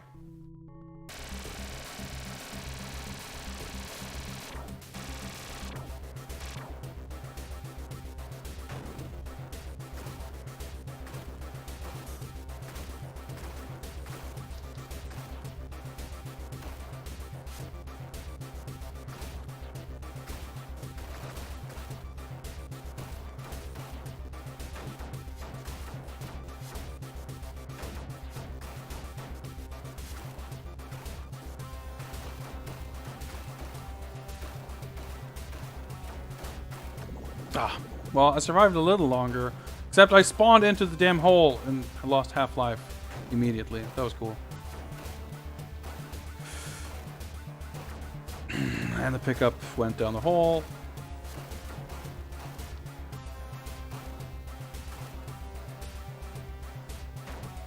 It would be awesome if I could survive long enough to actually get that weapon upgrade while I'm still at 1 extra life. Well, this is Mad Hatter stage. So, aside from the obvious, like, Alice in Wonderland thing, isn't it, like, isn't his background that he is, like, he's like, he works with, like, theater costumes or whatever, like, that's his background or whatever.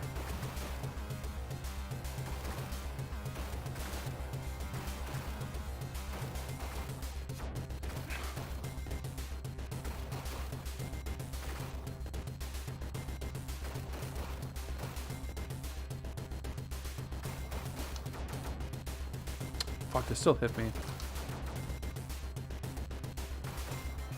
Fucking electric gnomes! I mean, I'm not sure where electric gnomes fit into that, but... Whew. The thing is, if I also pass that section, I believe there's like a... Not exactly a boss fight, but kind of.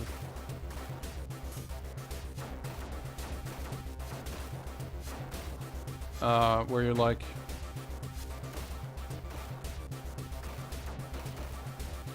on this big mushroom where a bunch of these gnomes... Fuck, I just jumped right into it.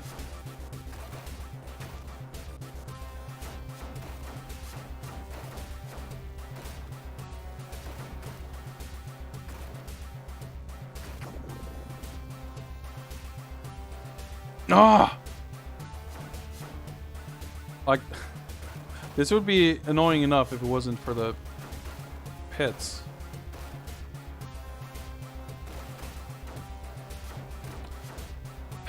Like if that drops, there's like no reason to move or to go on, really.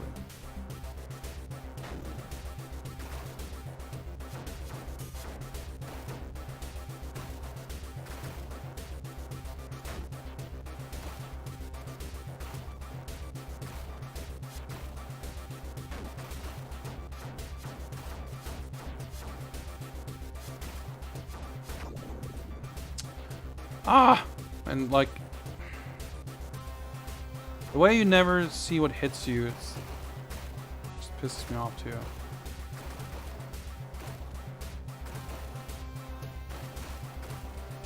Like I guess the gnomes hurt you when they're electric and they don't when they're not, but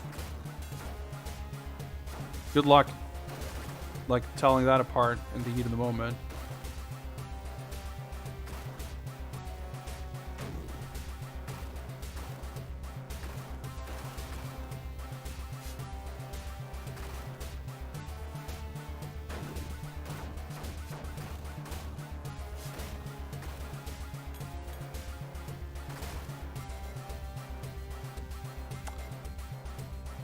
Let me do another save slot, I guess. There's a lot of variety, like, on the whole, but not, like, per stage, I guess.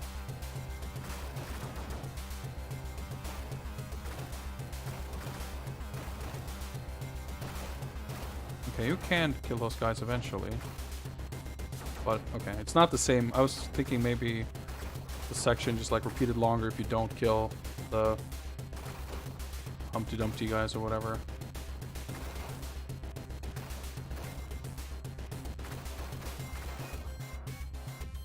I assume I can still like slip off in the middle, but I'm not exactly sure, to be honest.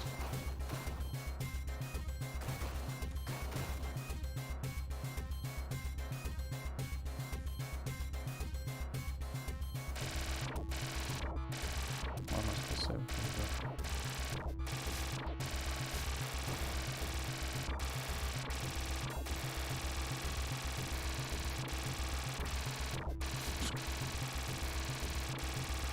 Dude, okay.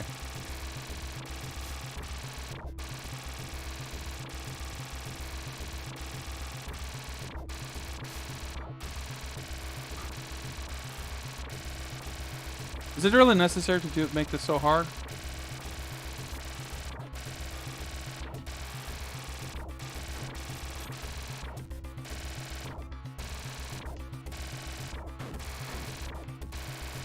Fuck's sake.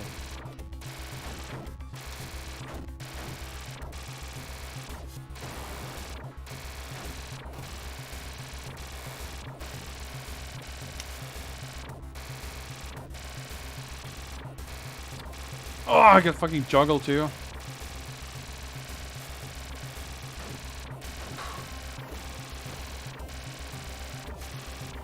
Yeah, here's the part I was thinking of.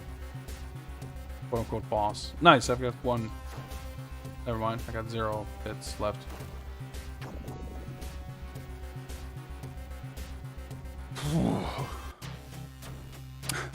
Heavy Wiper, what's up? Okay, let me just relax for a bit. But the thing is too, as hard as this seems, I mean, it is, but if I had done a better job in the previous stage, I could have come in here with a much stronger weapon, which would mean, like, if I came to this stage with max level weapon, I'm sure it would be, if you know, not trivial, but not so bad. Like, it really feels like the game's balanced around having fairly upgraded weapon, and you die and you lose it, and then like if you continue, you lose.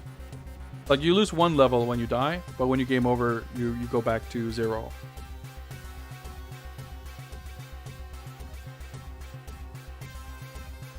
So it's really harsh. And if you end up kind of locked into this scenario, so to speak, it really is this, I was gonna say battle of attrition. I don't know if that's the right word, but you kind of like to inch forward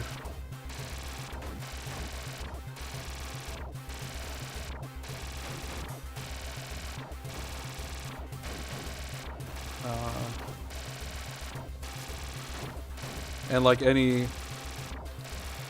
little thing can kill you pretty much. At this point I might as well.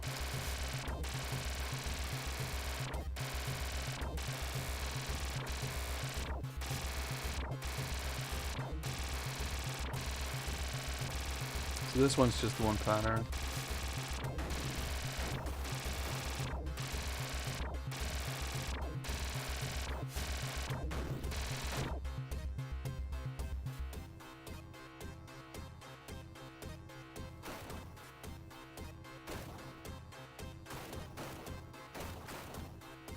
I'm pretty sure I was gonna say, yeah, that dude's not gonna drop a bonus now.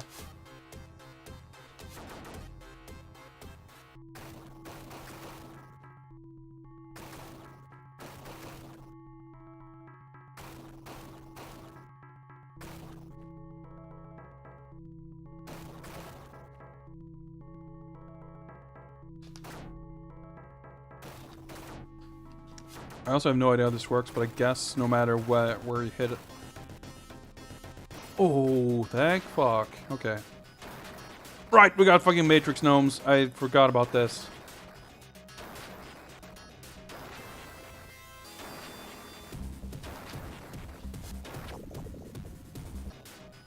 Okay, let me...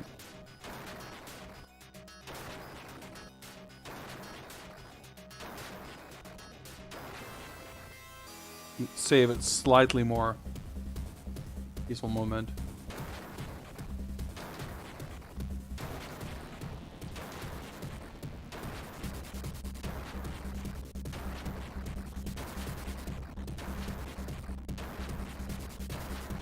Now I'm wondering, is this just going to seamlessly transition? Surely there's going to be a checkpoint after this.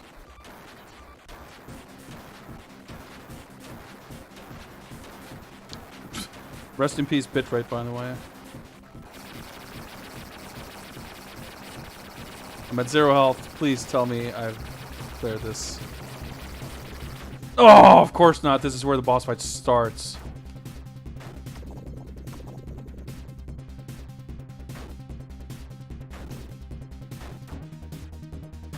It's gonna do it. Oh, okay.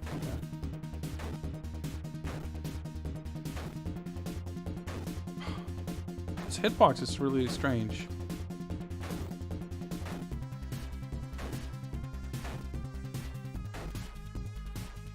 Chicks dig the car. This is why Superman works alone. Thank you very much for that follow, Miss Effie. I appreciate it, and welcome to the family.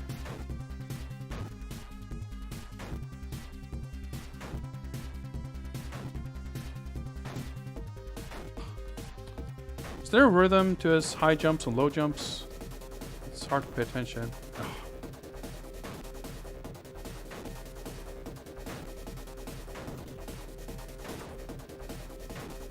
And then low.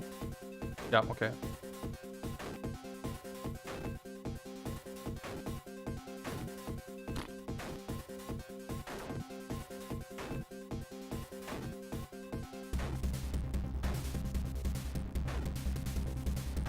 Wow. Okay. Well, I did 80%. I think we can. Whoops. If I don't die immediately, I can get some more damage in with my upgraded weapon too. Well, assuming I make it through this part.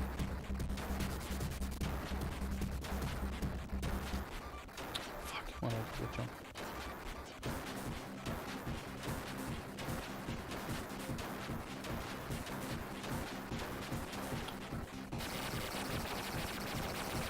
Oh, literal 0 hits.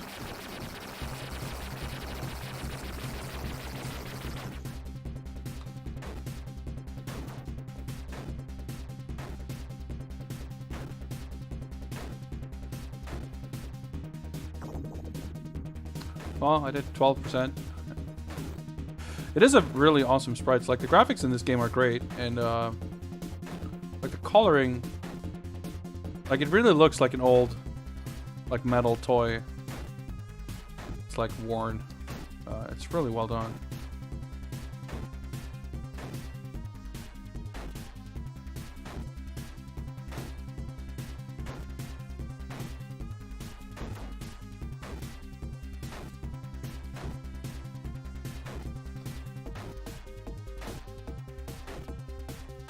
Ooh, I thought that would be a high jump. Oh.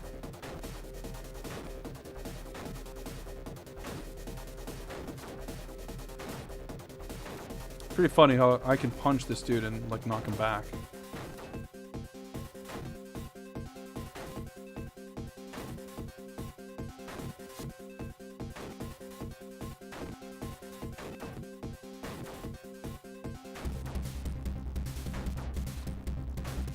Less funny when you don't want to knock him back. Like that. Oh, that's so annoying.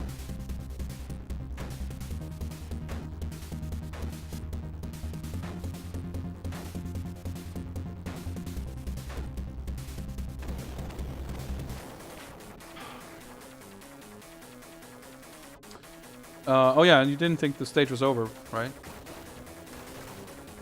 I must admit, I actually forgot about this segment.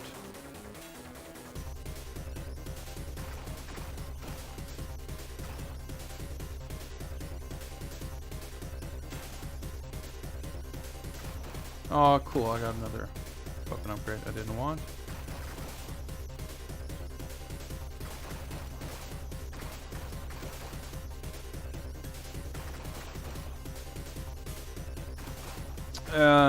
Called Mullet, what's up?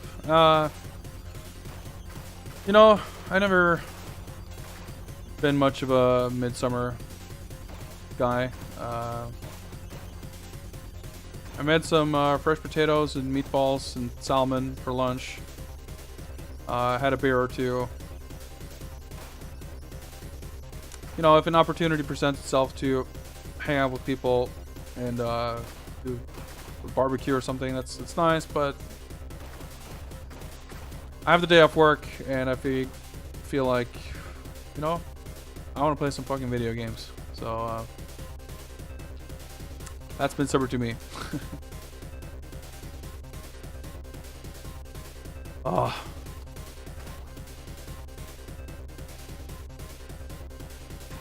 I guess you have to hit the gnomes for, I don't even know.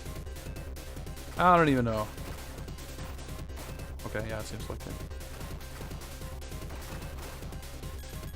Ooh, nice.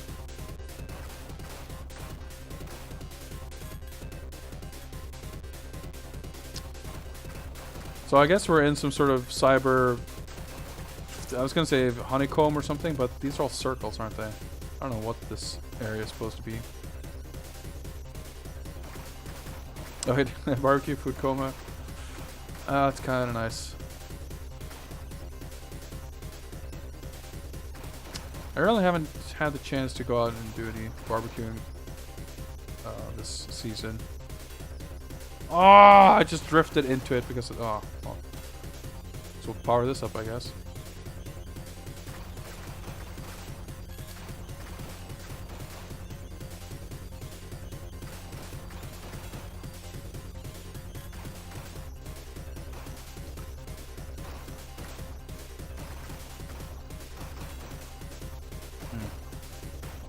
So yeah, but even like, I don't know, all things considered, this section seems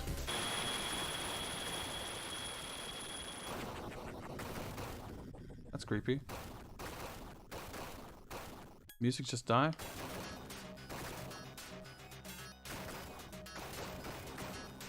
Or did we hack the Matrix?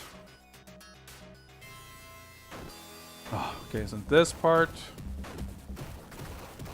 which I kind of also forgot about, to be honest.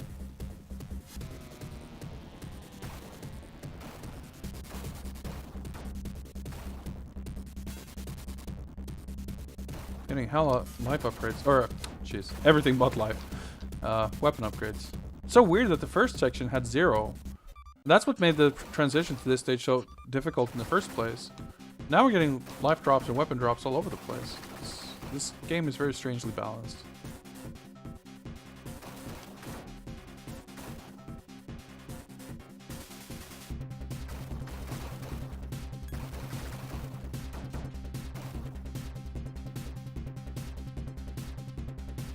This weird part.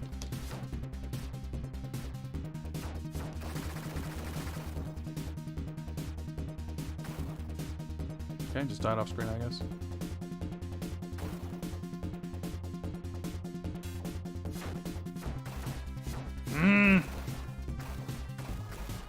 It's very kind of annoying that you can't choose to do a melee attack or a ranged attack. It's all on the same button, and it's all like context range sensitive.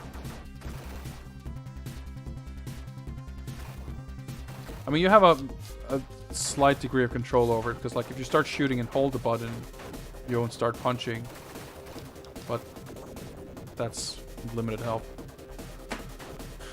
Oh, okay, well, ugh. If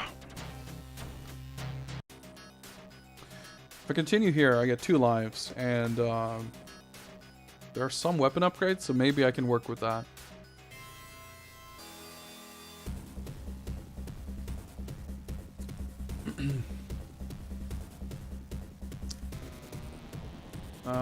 Do I... Let's save another slot, I guess. So watch me die before I even get a single weapon upgrade wouldn't really shock me. But yeah, I mean, you can really tell how much tougher it is to deal with just about everything.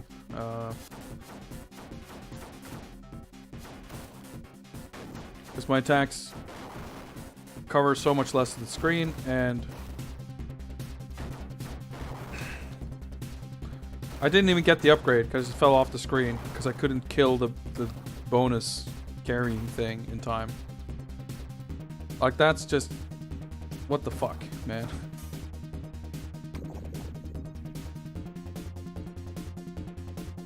So yeah, I've already lost a life, and if I had gotten the bonus, the weapon upgrade, I would have lost it again right there.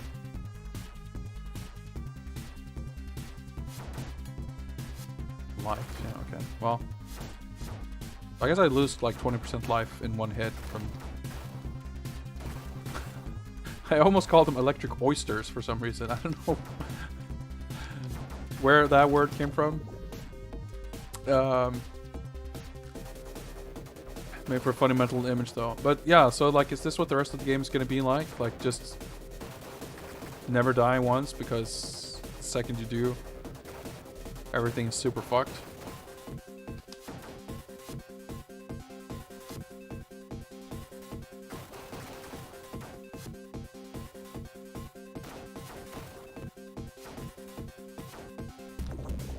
And the life I get back from killing one of those things is less than the life I lose in one hit.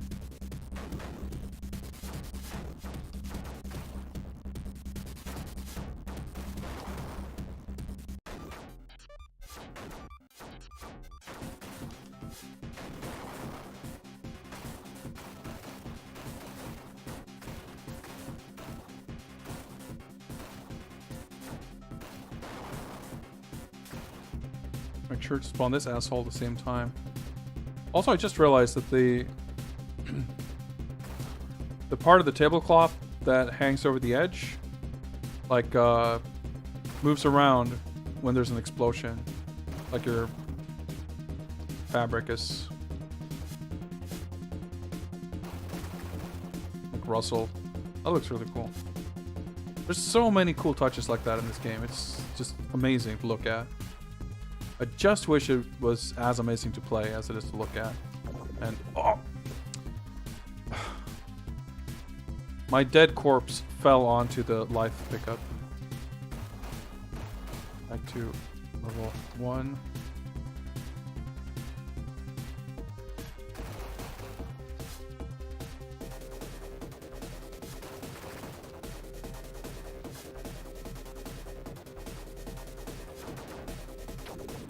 I'm dead.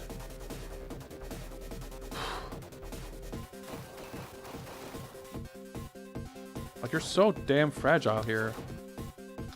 Or, these fucking electro gnomes deal absurd damage, which is perhaps more accurate to say.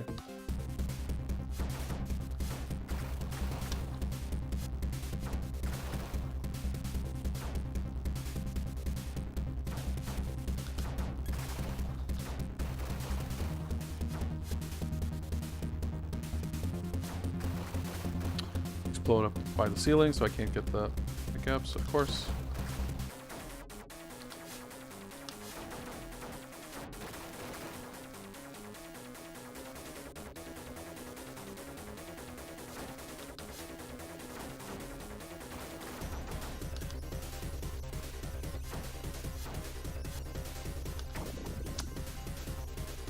Okay, I'll give it another shot.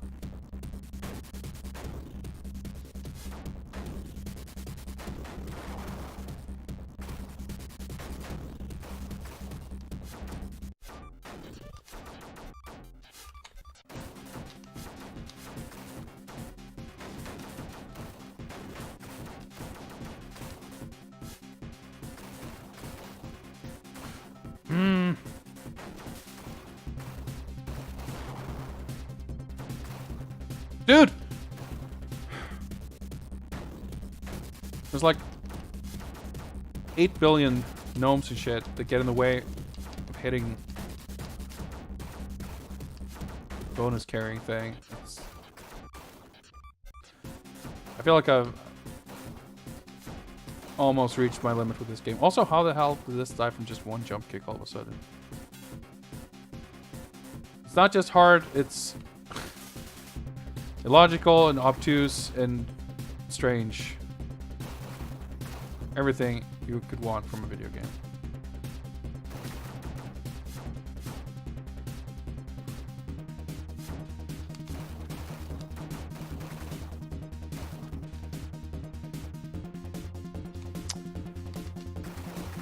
Like, and I just lost all my HP from something. God knows what.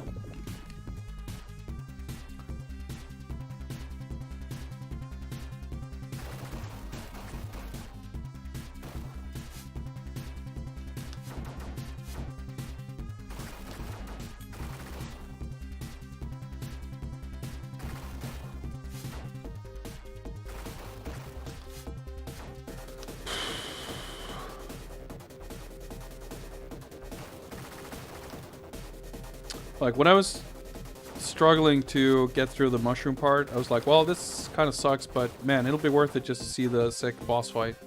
The very end of the stage.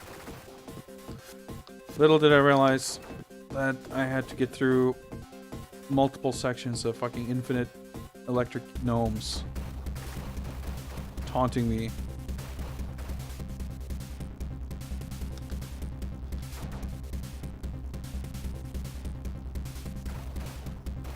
And like, I can't even make it back to literally where I got on my first attempt.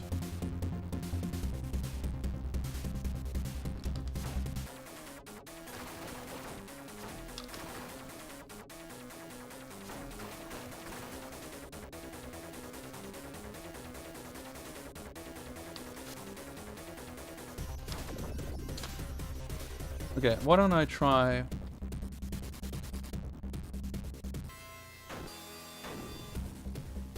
this again.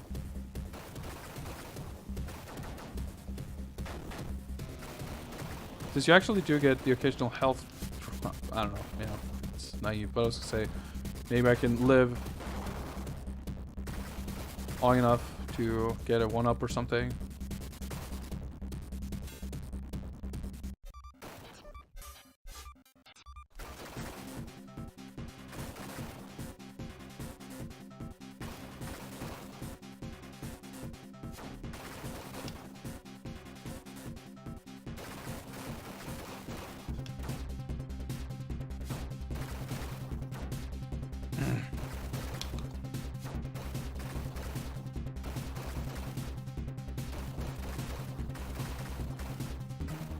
Yeah, well, I still feel like using the continuous a waste because I definitely, I don't know, I'm like getting here just as fast with about as many lives.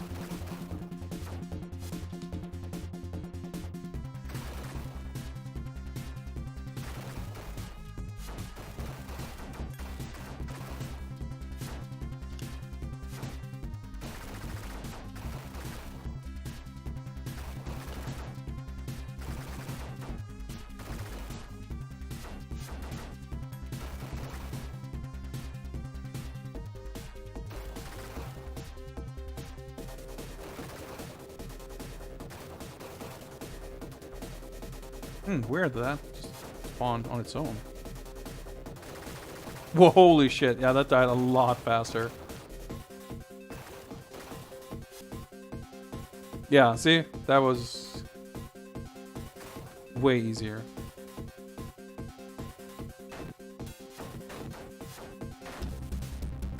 I mean, this part's still not very easy.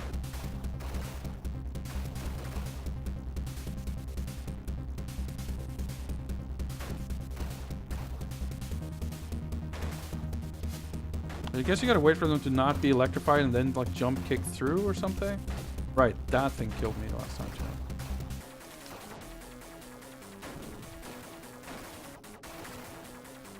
Okay, I think that's PB. Of course it contains health.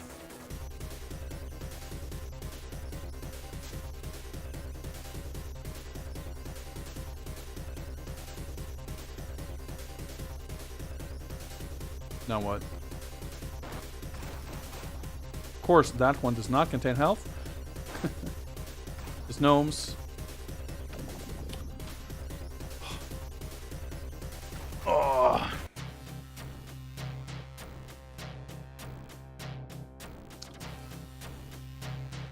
Well, there are no lives to be picked up.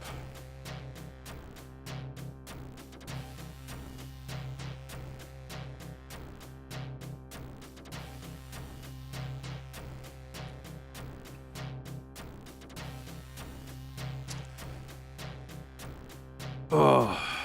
This game is so fucking hard. And the funny thing is, I can go back.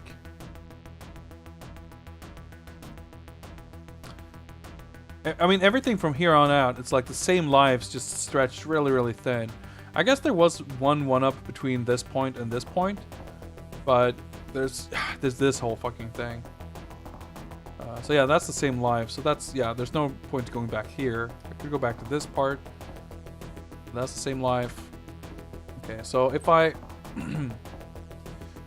if I were to redo the entirety of this section without dying, I could make it to this part with one more life, maybe? Which could make a big difference, but if I made it here with like 5 lives instead of 1, which I theoretically could if I redo everything from the fucking shmup stage on. Let's give it a shot, because the shmup stage itself is tedious. Okay, it's just the boss left? Did I really lose fucking 3 lives on the boss?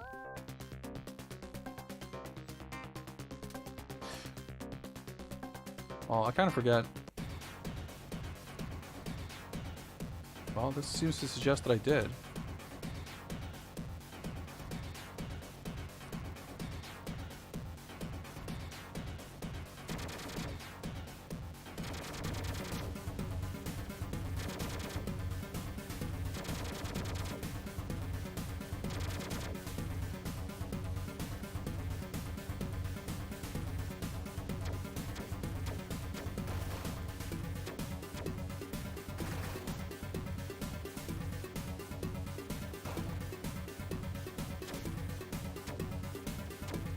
This should be totally doable, just doing this without dying. I mean, I might not get it on this attempt, but...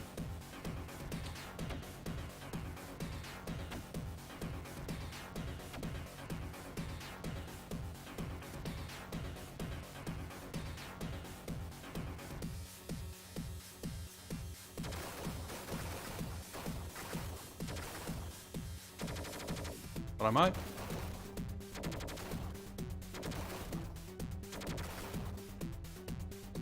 Okay.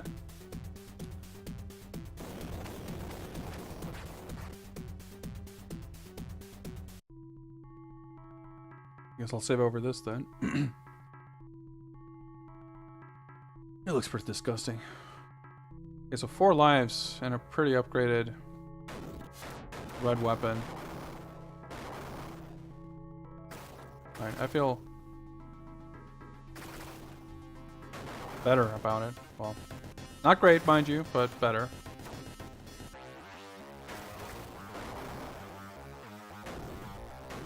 This is maybe my favorite song in this game, too, so there's that. You just, like, kill them so much faster with the upgraded weapon, it's, like, not even funny.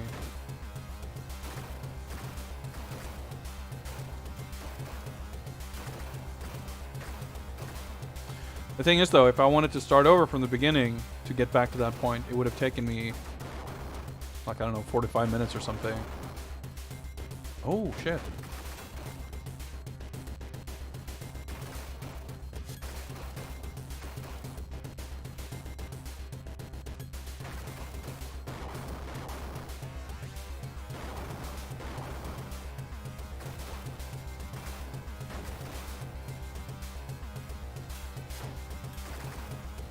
Okay, I guess there was a bunch of weapon upgrades here that I just missed.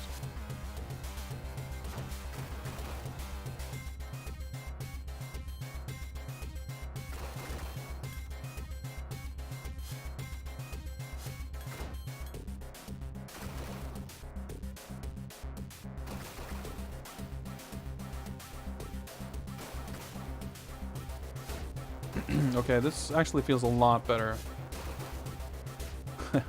If anything, I'm a little bitter about having spent so much time on the previous attempts, which were kind of doomed, I guess. I don't know.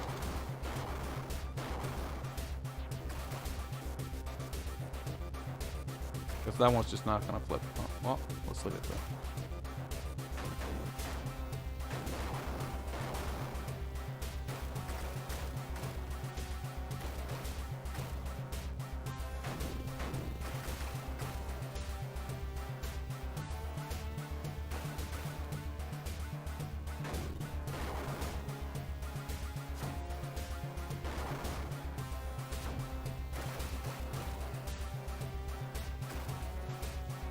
Game really wants me to use red. Huh? Well, too bad.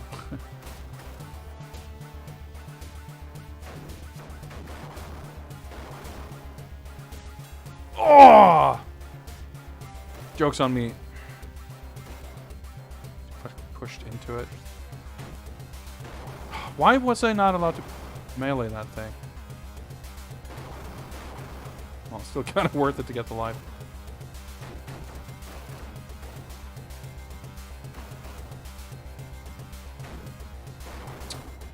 Okay, I think I've still managed to not get damage from it. The game continues to confuse and amaze in equal parts.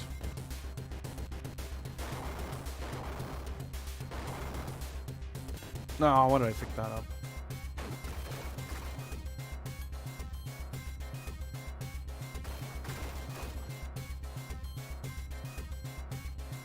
No! Punch it! God damn it. You tend to always punch when you least want it, but then when you actually do, then it refuses.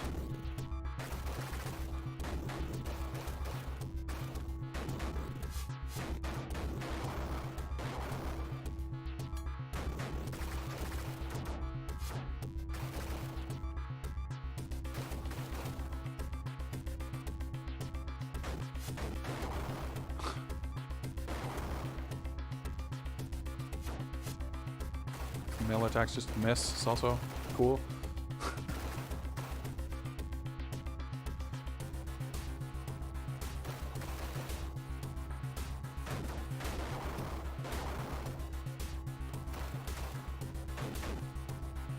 There we go. That's the one I want.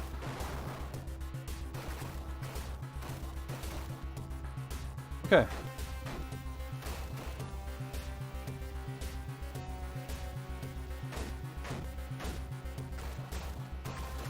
Thing just not gonna react, huh?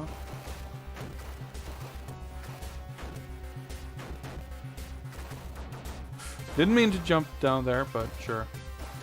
Might as well, I guess.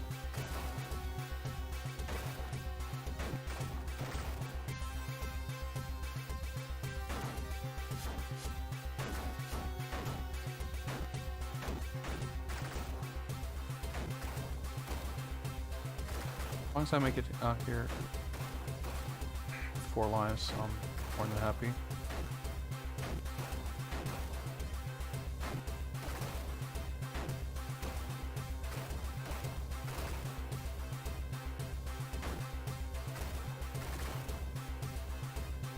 Are we done here? Nope. Shit.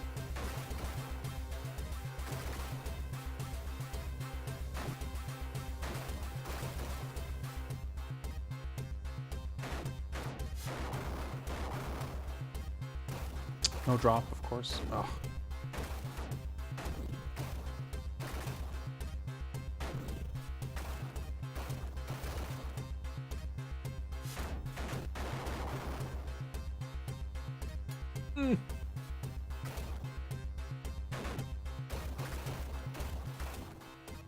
Nice, okay.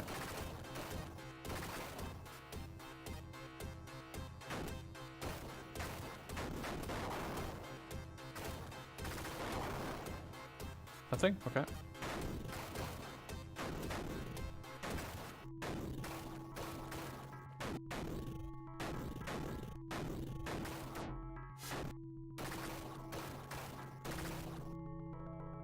Okay, yep, that went a hell of a lot better.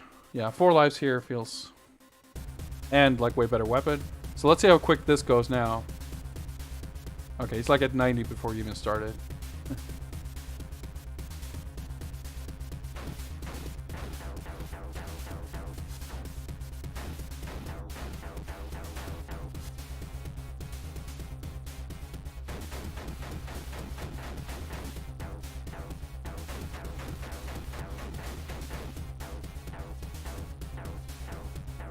Okay, I'm down to 67.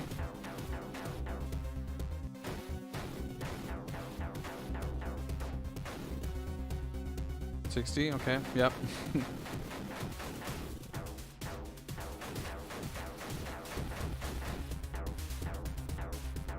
$50.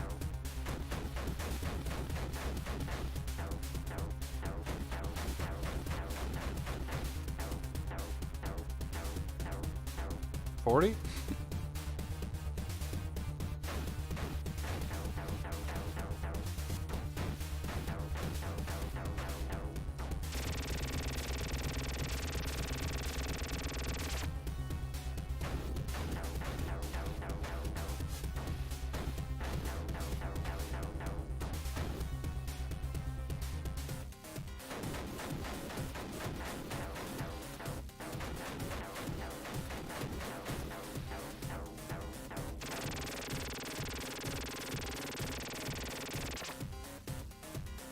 It hasn't even done the circle lasers and it's below 10.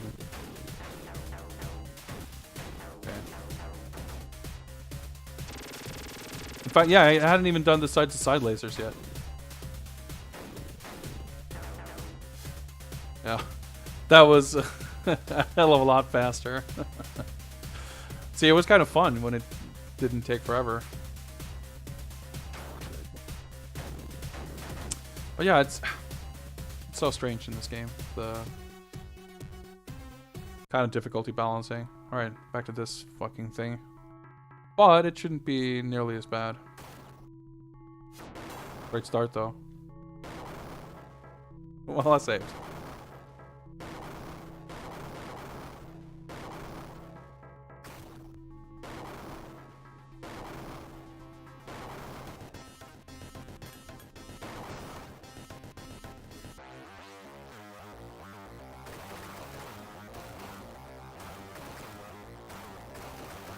And this weapon has its perks. Ooh, I didn't fall down. Plus, I got the health back anyway, so... Well, more or less.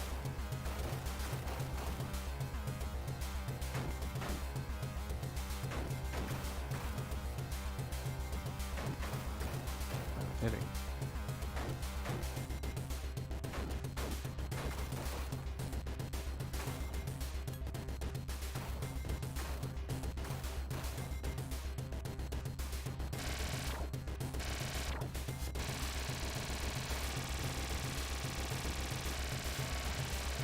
I'm actually tempted to keep the red, but I think well,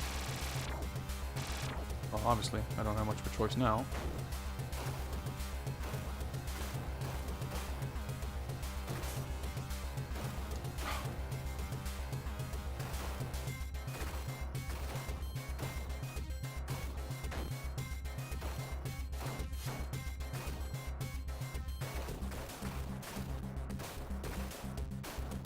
Yeah, this seems like impossible for here. It's like I wouldn't barely even register that this was like a thing.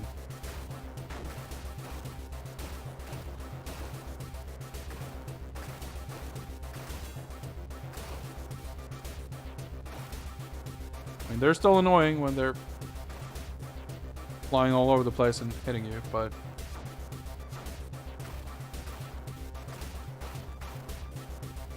Ah!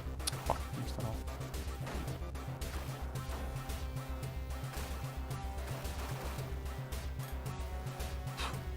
Almost threw myself into a pit there.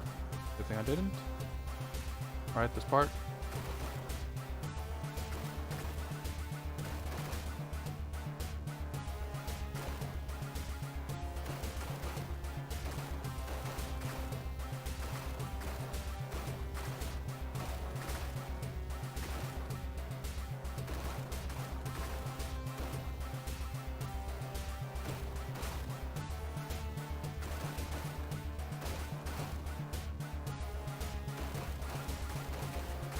Yep, a lot easier now.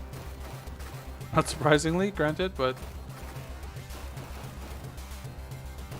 still feels good. Got that guy.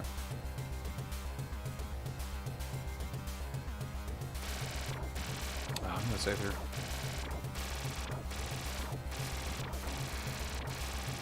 Oh, fuck.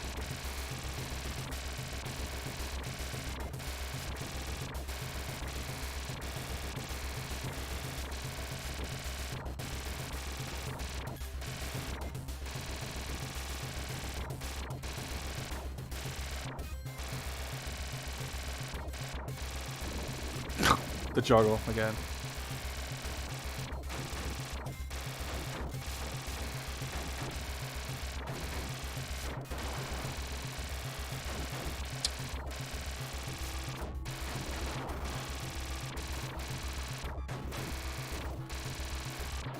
Dude, look. Okay.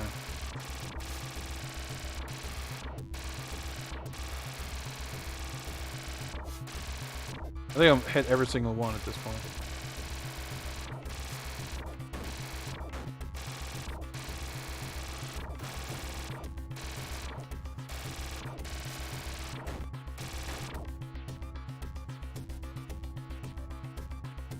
This fucking part first. So this is kind of bad because I don't think this weapon I currently have is like I feel like I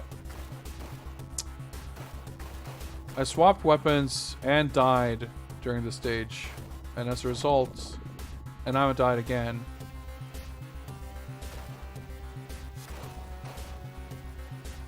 Yeah. I'm gonna have a even if I do have the lives, I'm gonna have a kind of shitty weapons. I don't know.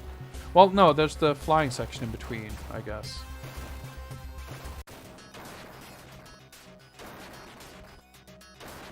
Okay, well, we'll see how this goes.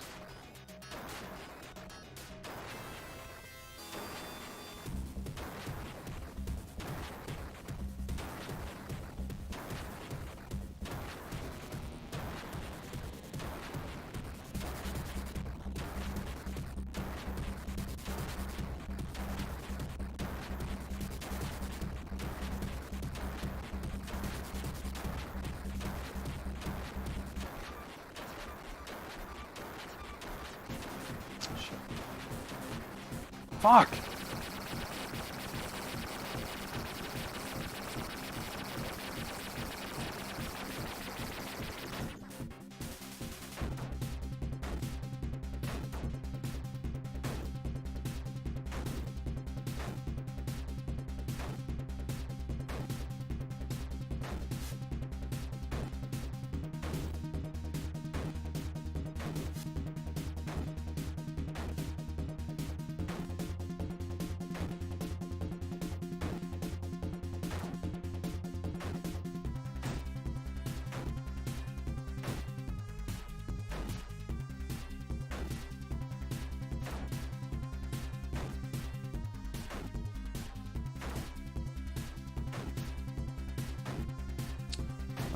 Should be able to get through this without dying, I would think.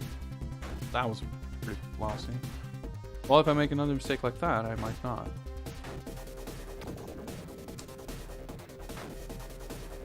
Well, I saved right at the beginning of the fight. Ooh.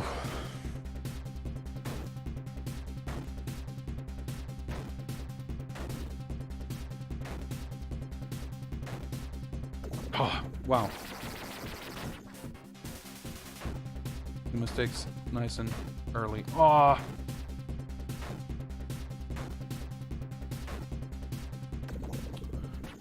Fuck's sake. What am I?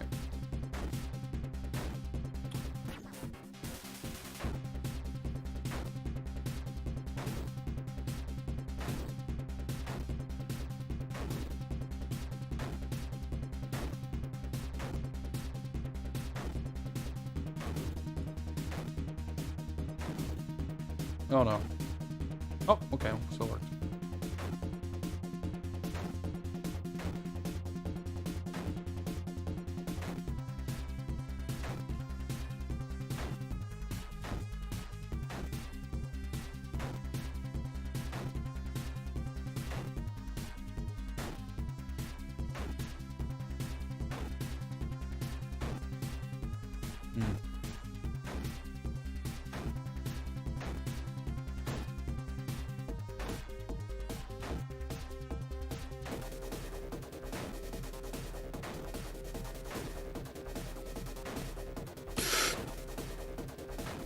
I was tripped up there. That should be it. Nope. There we go. Ah! Alright. Back on max health again.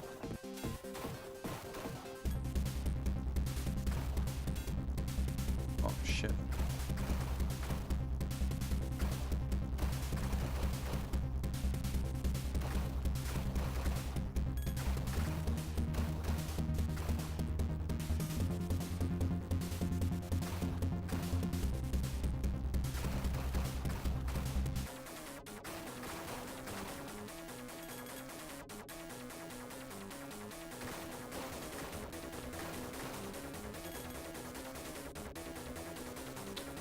It wasn't great that I swapped back and forth. Like, every time you pick up the weapon you already have, it levels up.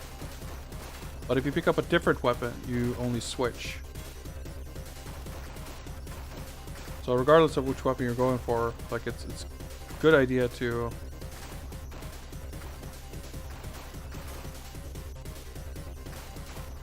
I don't know, stick to one.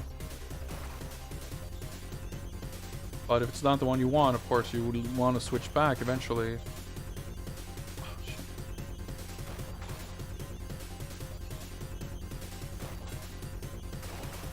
But if you have to do that more than once, like it can be pretty disruptive to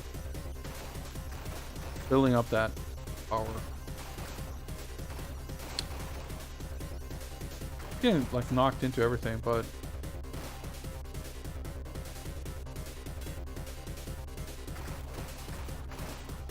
still take pretty trivial damage all in all.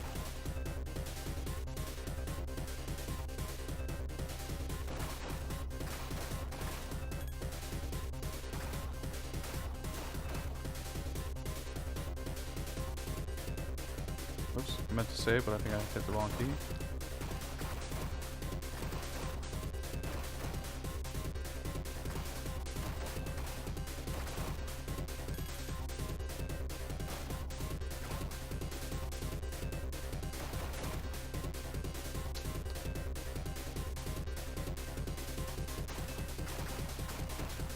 And I don't know, the reason I'm saving here isn't so much that I need help with this section. It's more that, like, if I reach a point where I need to go back to an earlier state, I want the path from there to be as little like busy work as possible. Now let's see here.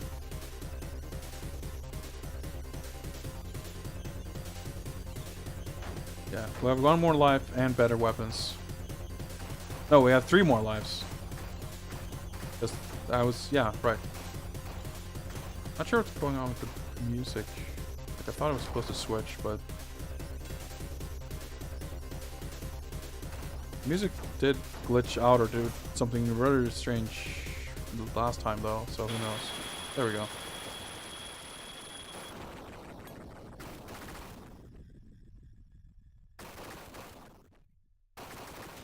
Maybe that's the Mad Hatter Matrix exploding. I don't know. Mad hacker.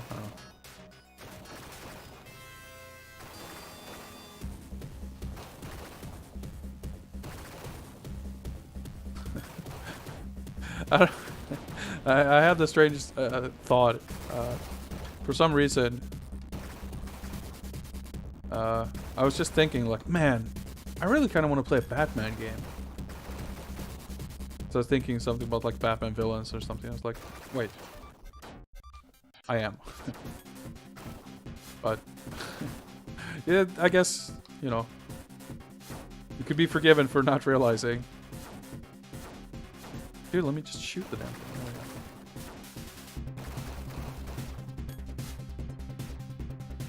Ah, not sitting very comfortably.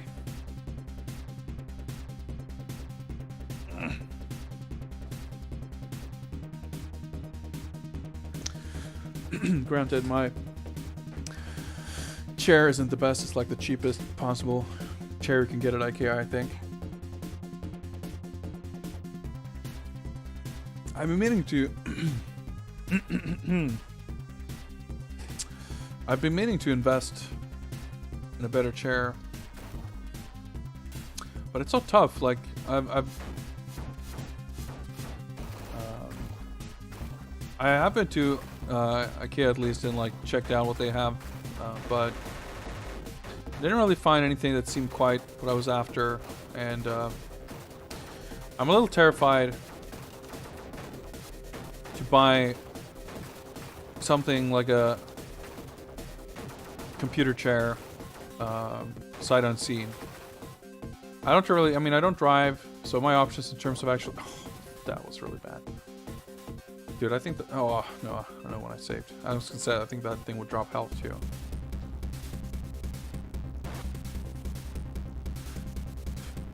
Who might never know. Well, I don't drive, so my options to, you know, go places are pretty limited.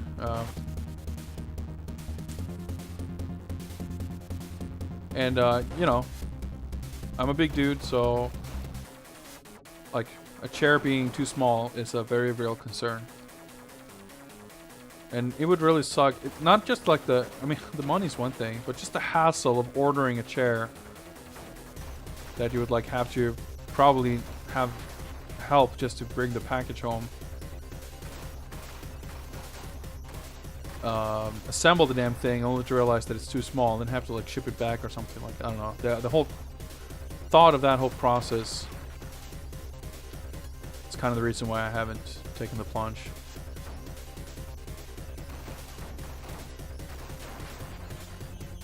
One of these days I really need to get a new chair, because I know like whenever I stream or just spend weekends in front of the computer or something, like I feel, I can tell that my computer chair isn't good. Like it's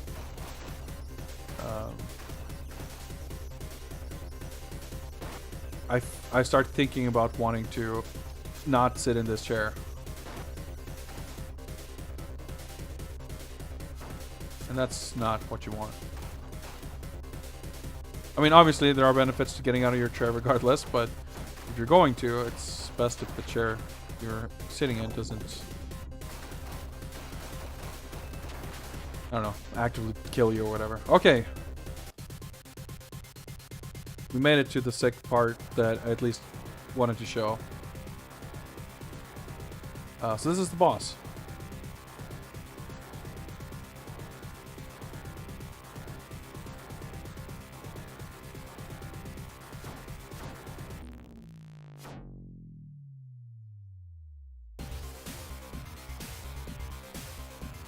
And here we go.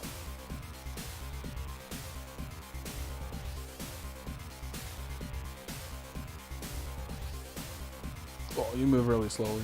Yep, okay.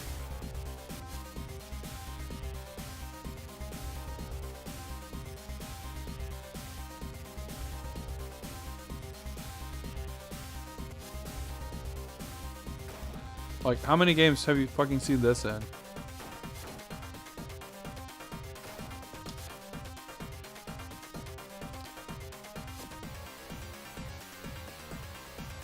Oh, like you can barely move. shoot them or something? Okay, I guess you can jump over them, but...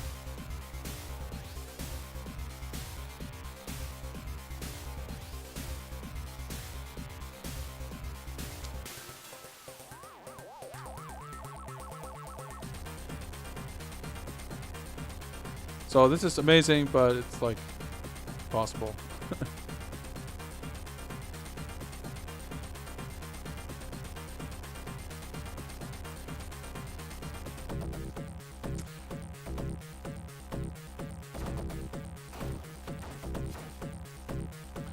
They're fucking homing, or I don't know. Something about the 3D perspective, the scrolling. It's the same in the flying stage. Like the relative positioning of items on the screen, like it's hard to figure out because nothing really scrolls kind of in the same speed you expect it to.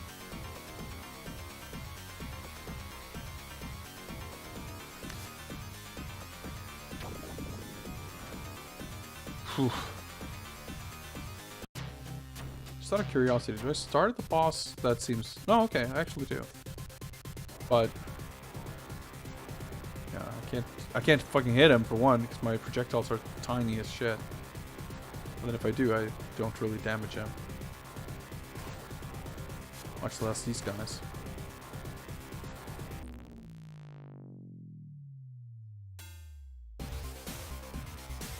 For that upgrade?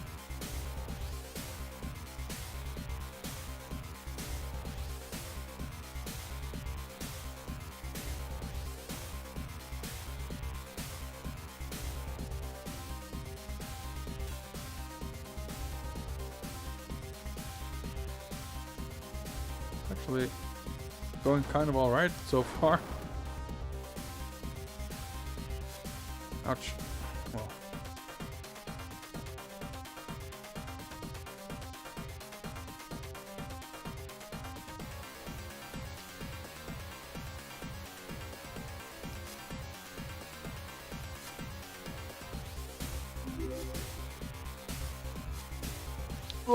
Dorkin Kuhn, what's up? Thank you very much for that host.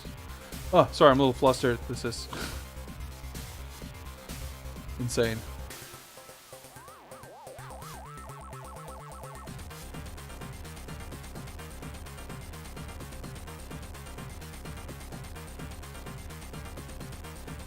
Pretty sure I've actually made it further now than I did on my last credit, so...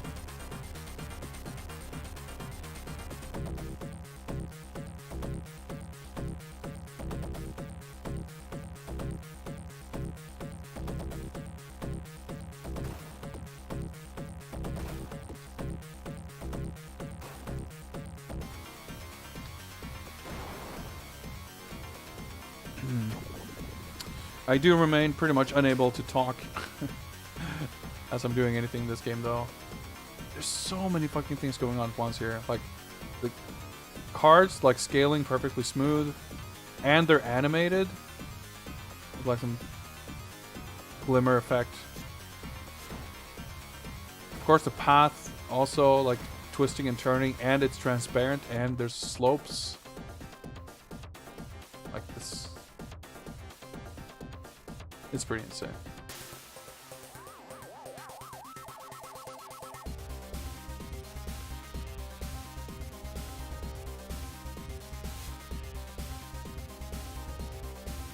Ah!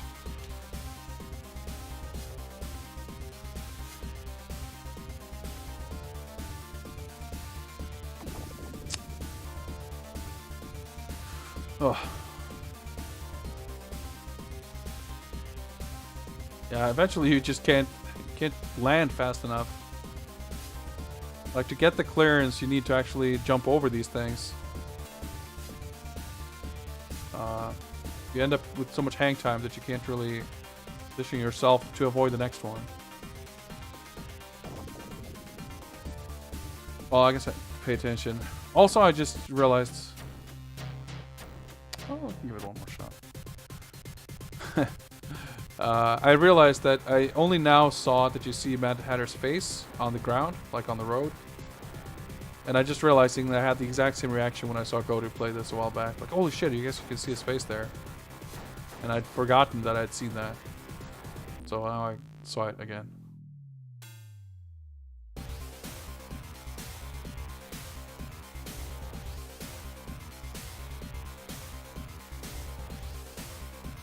Oh.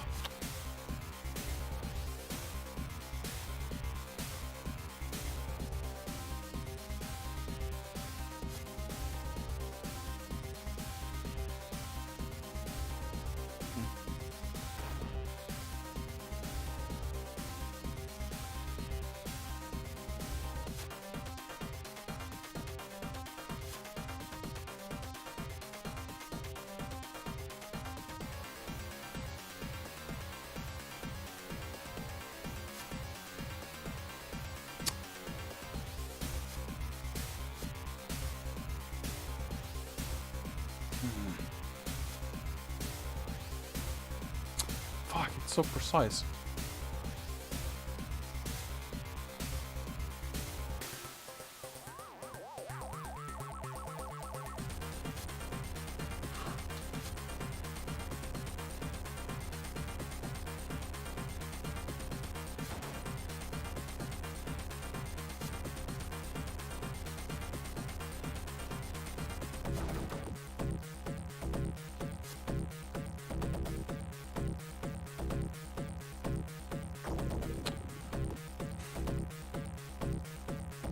Yeah, this see like yeah, you can tell the stuff that they were interested in making.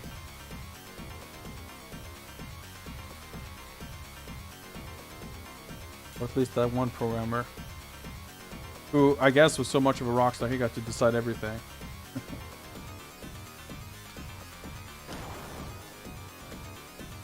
Like he could do cool shit like this, then everyone's like, alright, cool, I guess that's what we're doing.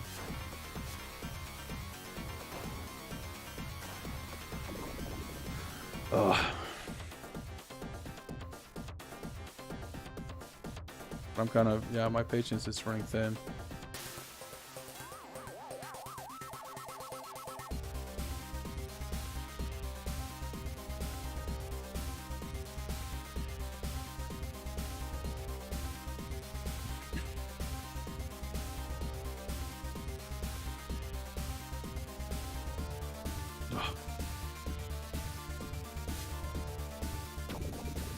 Yeah, I think like every single hit I took there on the last life was just during this section. Like, oh, I don't feel eye strain, but I feel exhausted.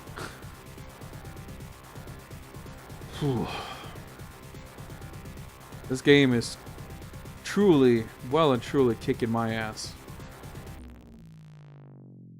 I honestly like well, I mean, I cheated to hell and back, but even so, I'm glad in a way that I've made it this far, that I gotten to see this much of it. But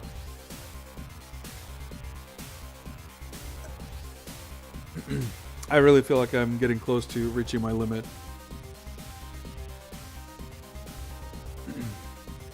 Yeah, that's exactly it, Viper. Like it's such a cool game. And, you know, if it had been balanced in a different way, if they had taken a different approach to it, this could have been remembered as, like, you know, an all-time co-op classic, like a fun breeze of a game to just, you know, go through with no hassle and just see all the cool shit. But, you know, even though they put a two-player mode in there, and hey, even that, like, how crazy is it that a game like this with this much shit going on also supports 2 players? Like there's nothing like it on, not just, well, I mean, the closest you get on the Mega Drive I guess would be Contra, but even that, it's like, I mean, it pales in comparison to this in terms of just the sheer chaos. Good ad, bad Gunstar Heroes, yeah. It's yeah, because it's, I think there are hard games that can still be kind of classics. Certainly hard games can still be very good. But the ways in which this game is difficult, I feel, prevents the game from being what I would look for in a game like this, which is like kind of a fun hangout game, you mess around. You know, kind of like Gunstar Heroes. That game is hard, but it's still, if you play on a lower difficulty, it's still kind of fun to mess around in. And like, you get to pick stage. So let's say you're not even good at it. You can barely beat a stage, but hey, you can at least pick, so you get to see more stages. Like if you play this game casually with 2 people, you're never going to see more than the first half of the first stage. And there's like so much other crazy shit in it. So, I mean, and I've said this before, but I would really like to make or have someone make a ROM hack of this game that just like changes the power-up system and reduces enemy health and if possible, like split out melee attacks to a different button.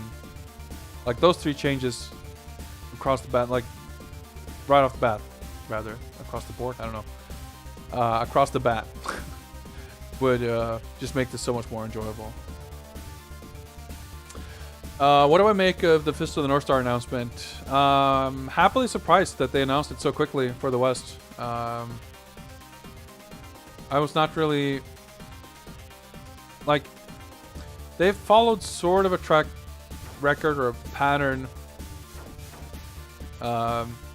recently with Yakuza announcements and releases,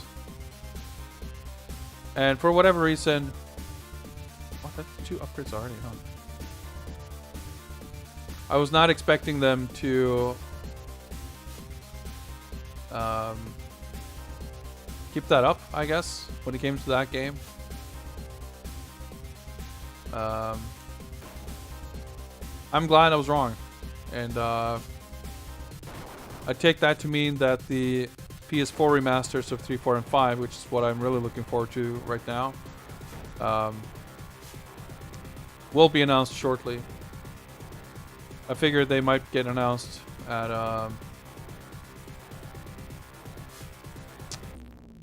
Gamescom or something like that, maybe.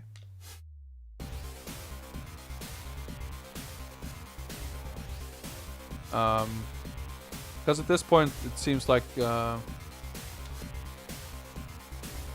this game will be the shortest release gap so far for the series between the Japanese and Western release. With the Western release coming in at like less than 6 months after, or roughly 6 months anyway, after the Japanese release.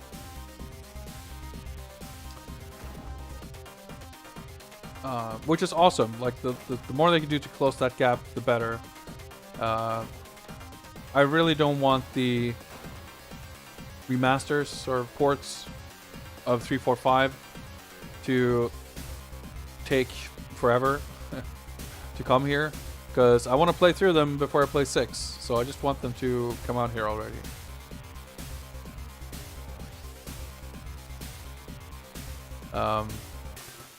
Because they're planned to be released in Japan.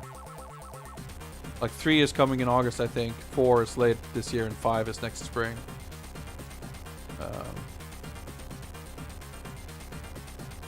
If we get at least 3 this year, I would be really happy. Like if 2 Kiwami is August, late August, and then 3 is like, I don't know, October, November, or something like that. And then 4 could be like January, February next year. That could leave me like able to be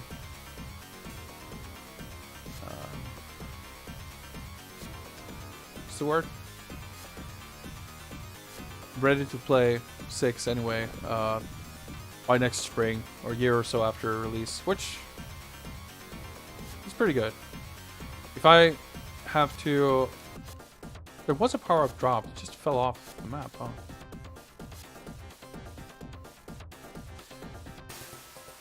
If I had to replay the PS3 versions, it would probably take me longer than that, even though I wouldn't have to buy them. But as far as the game itself, I'm not surprised at all that the connection to the Yakuza series and the Fist of the North Star game has been lost. That's what I expected localization-wise. I did think it was a little odd though. In the trailer I saw that even in the trailer, even in the marketing for the game, they don't acknowledge the connection to the Yakuza series at all. That's kind of strange, I thought. Because I'm a little worried that they might end up trying to sell people, trying to sell the game as something it's not. Because it's not a beat 'em up, it's not an action game. I mean, yeah, this has action, obviously, but it's a Yakuza game through and through. Oh, you can fall off. I didn't even realize that. Okay.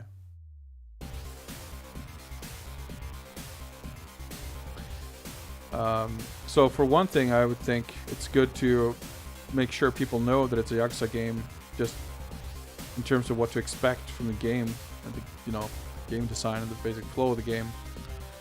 But I would also imagine that it's kind of a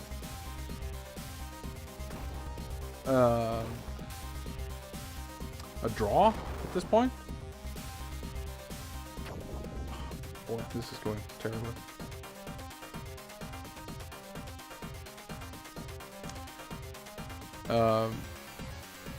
So yeah, there's a few things that and then about the dubbing too. I did not expect that really. I mean, I was far from sure the game would get a Western release regardless. Well, getting an extra upgrade seems not really worth it. Let me just die more anyway. And I mean that speaks to some degree of money being put into it, which is a good thing. Obviously, I don't care for the dub regardless of quality. The very definition. No, it's an English dub character. I don't particularly want to speak English. I don't know. But that's the thing too. Like, is that gonna really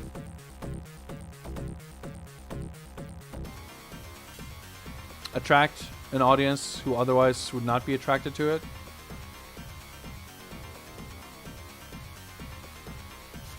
I mean, it could, maybe. Maybe I'm underselling the brand, like the awareness of the Pistol Northstar brand outside of nerds who already like Yakuza and like Japanese things.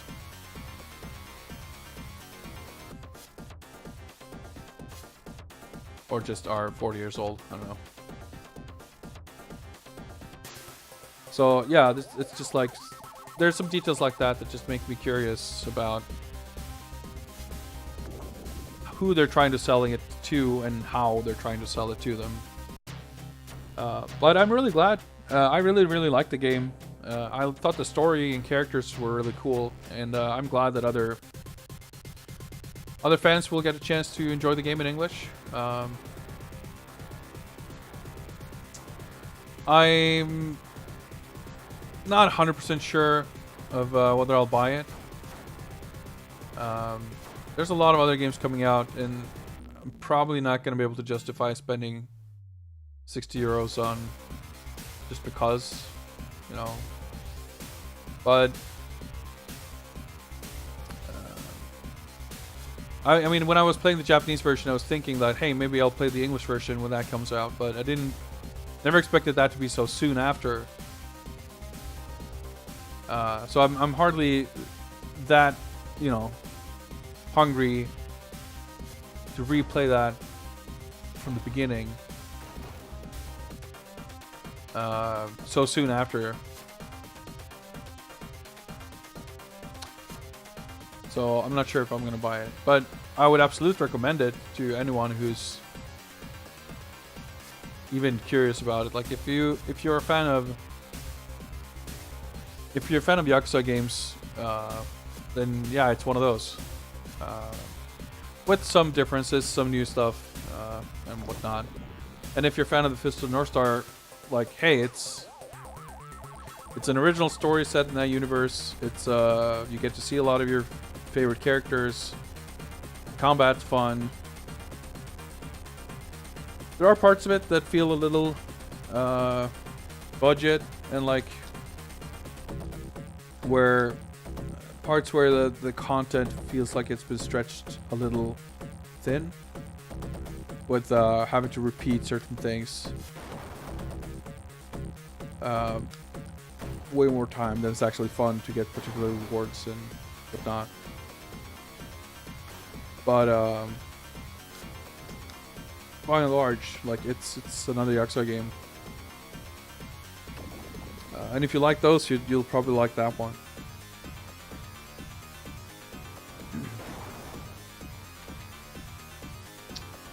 Oh boy, yeah, I'm.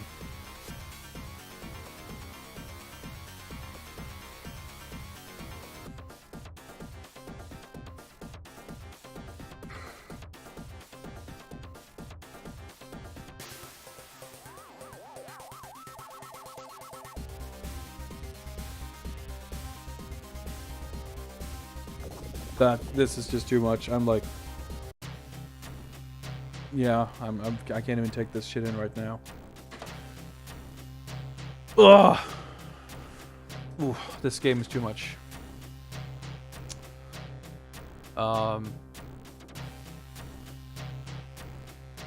It's unfortunate, but I feel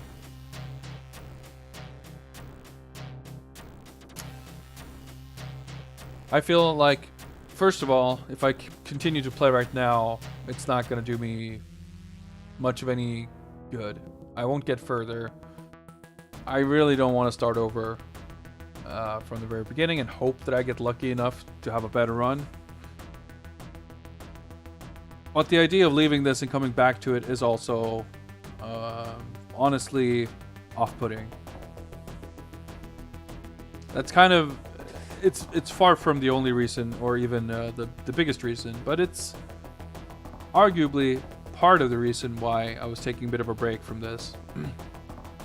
It's not the reason why I was taking a break, but you could say it's the reason why I was in no hurry to get back from that break, if that makes sense. Like, knowing that this was the game I'd have to come back to just made me dread coming back to doing the Batman stuff. So I don't want to leave this and like have that feeling again. So I think I'm just about ready to officially throw in the towel and say that I'm done with this game. It's just too much for me. It is very cool. There's a lot of stuff to like about it, but this game has its fair share of stuff to very much not like about it. That is not a great looking screen, by the way. Them on the rooftop there. Ugh.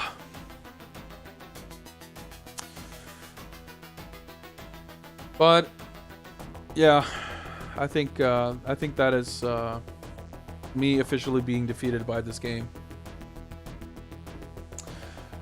Funnily enough, the next one up after this might be even worse. But if we're lucky, there might be passwords and stuff. It'll be interesting to look at the very least. But yeah, I think we're throwing in the old bat towel, and this will be not the first, but maybe second or third game where we're just fuck it, I give up. This is the first time I think I'm officially giving up, and we're not even gonna see the end, because I'm not gonna put myself through that.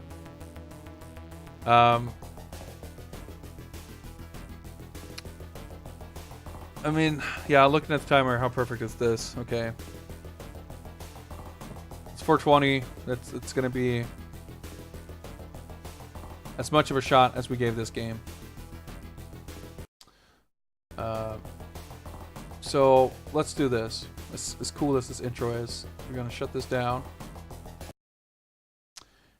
And get some other music here.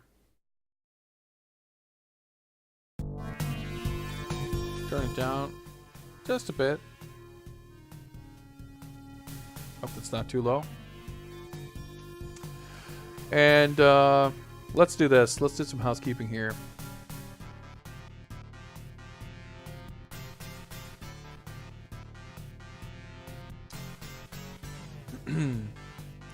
Game number 21 Adventures of Batman and Robin. Well, Jesus Christ. Stay, please. Okay, yeah, Batman Returns. We gave up. So, yep, that's what we'll do here. The Adventures of Batman and Robin Mega Drive. Result or status, whatever. Gave up. Did not even beat it. Xanatos 387. What's up? Thank you for that follow and welcome to the family. You're just in time here to see me shamefully admit defeat and give up.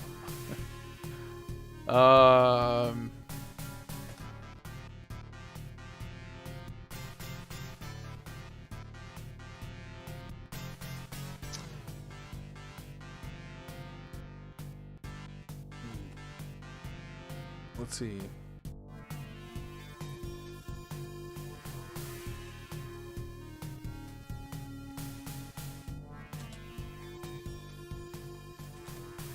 Let's call it that. Gave up even after save state abuse. And final time here will be then 420. Oh shit, I just activated hotkey thing. Well, luckily we got the score recorded here, so no need to worry about that being lost. Let's just reset the timer. And I don't think we can call it a GG, Hoffman, but let's call it a BG. We're gonna call it that. Is that the red? Yeah. No, wait, that looks weird. Is that the right color? No, there we go.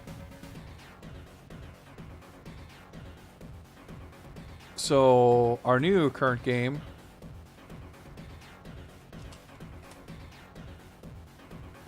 is The Adventures of Batman and Robin on the Mega CD. The last of the Sega published trilogy based on this cartoon. But as you can see, not the very last thing based on it. We still have the Adventures of Batman and Robin cartoon maker to come after this, and that's gonna be fun. That's gonna be fun. We'll see if we get there today. I'm not sure. I know well, I guess I'll just the less said about that right now, the better. I think that's gonna be amazing whenever we get there. But if it's not happening today, then I might do that stream later this weekend, because that's gonna be hilarious. And after that, it's Batman Forever, dude. I'm excited.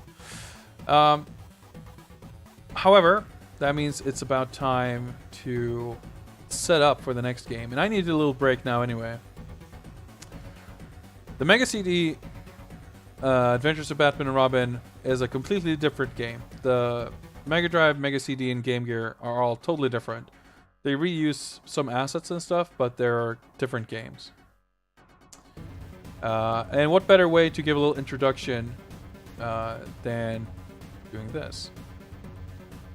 So let me just update here the correct information for the upcoming game. Let's see, let's get the cover art going here.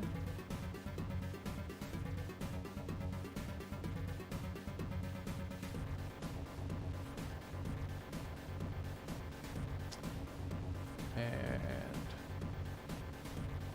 swoosh, there we go. You can see how butchered the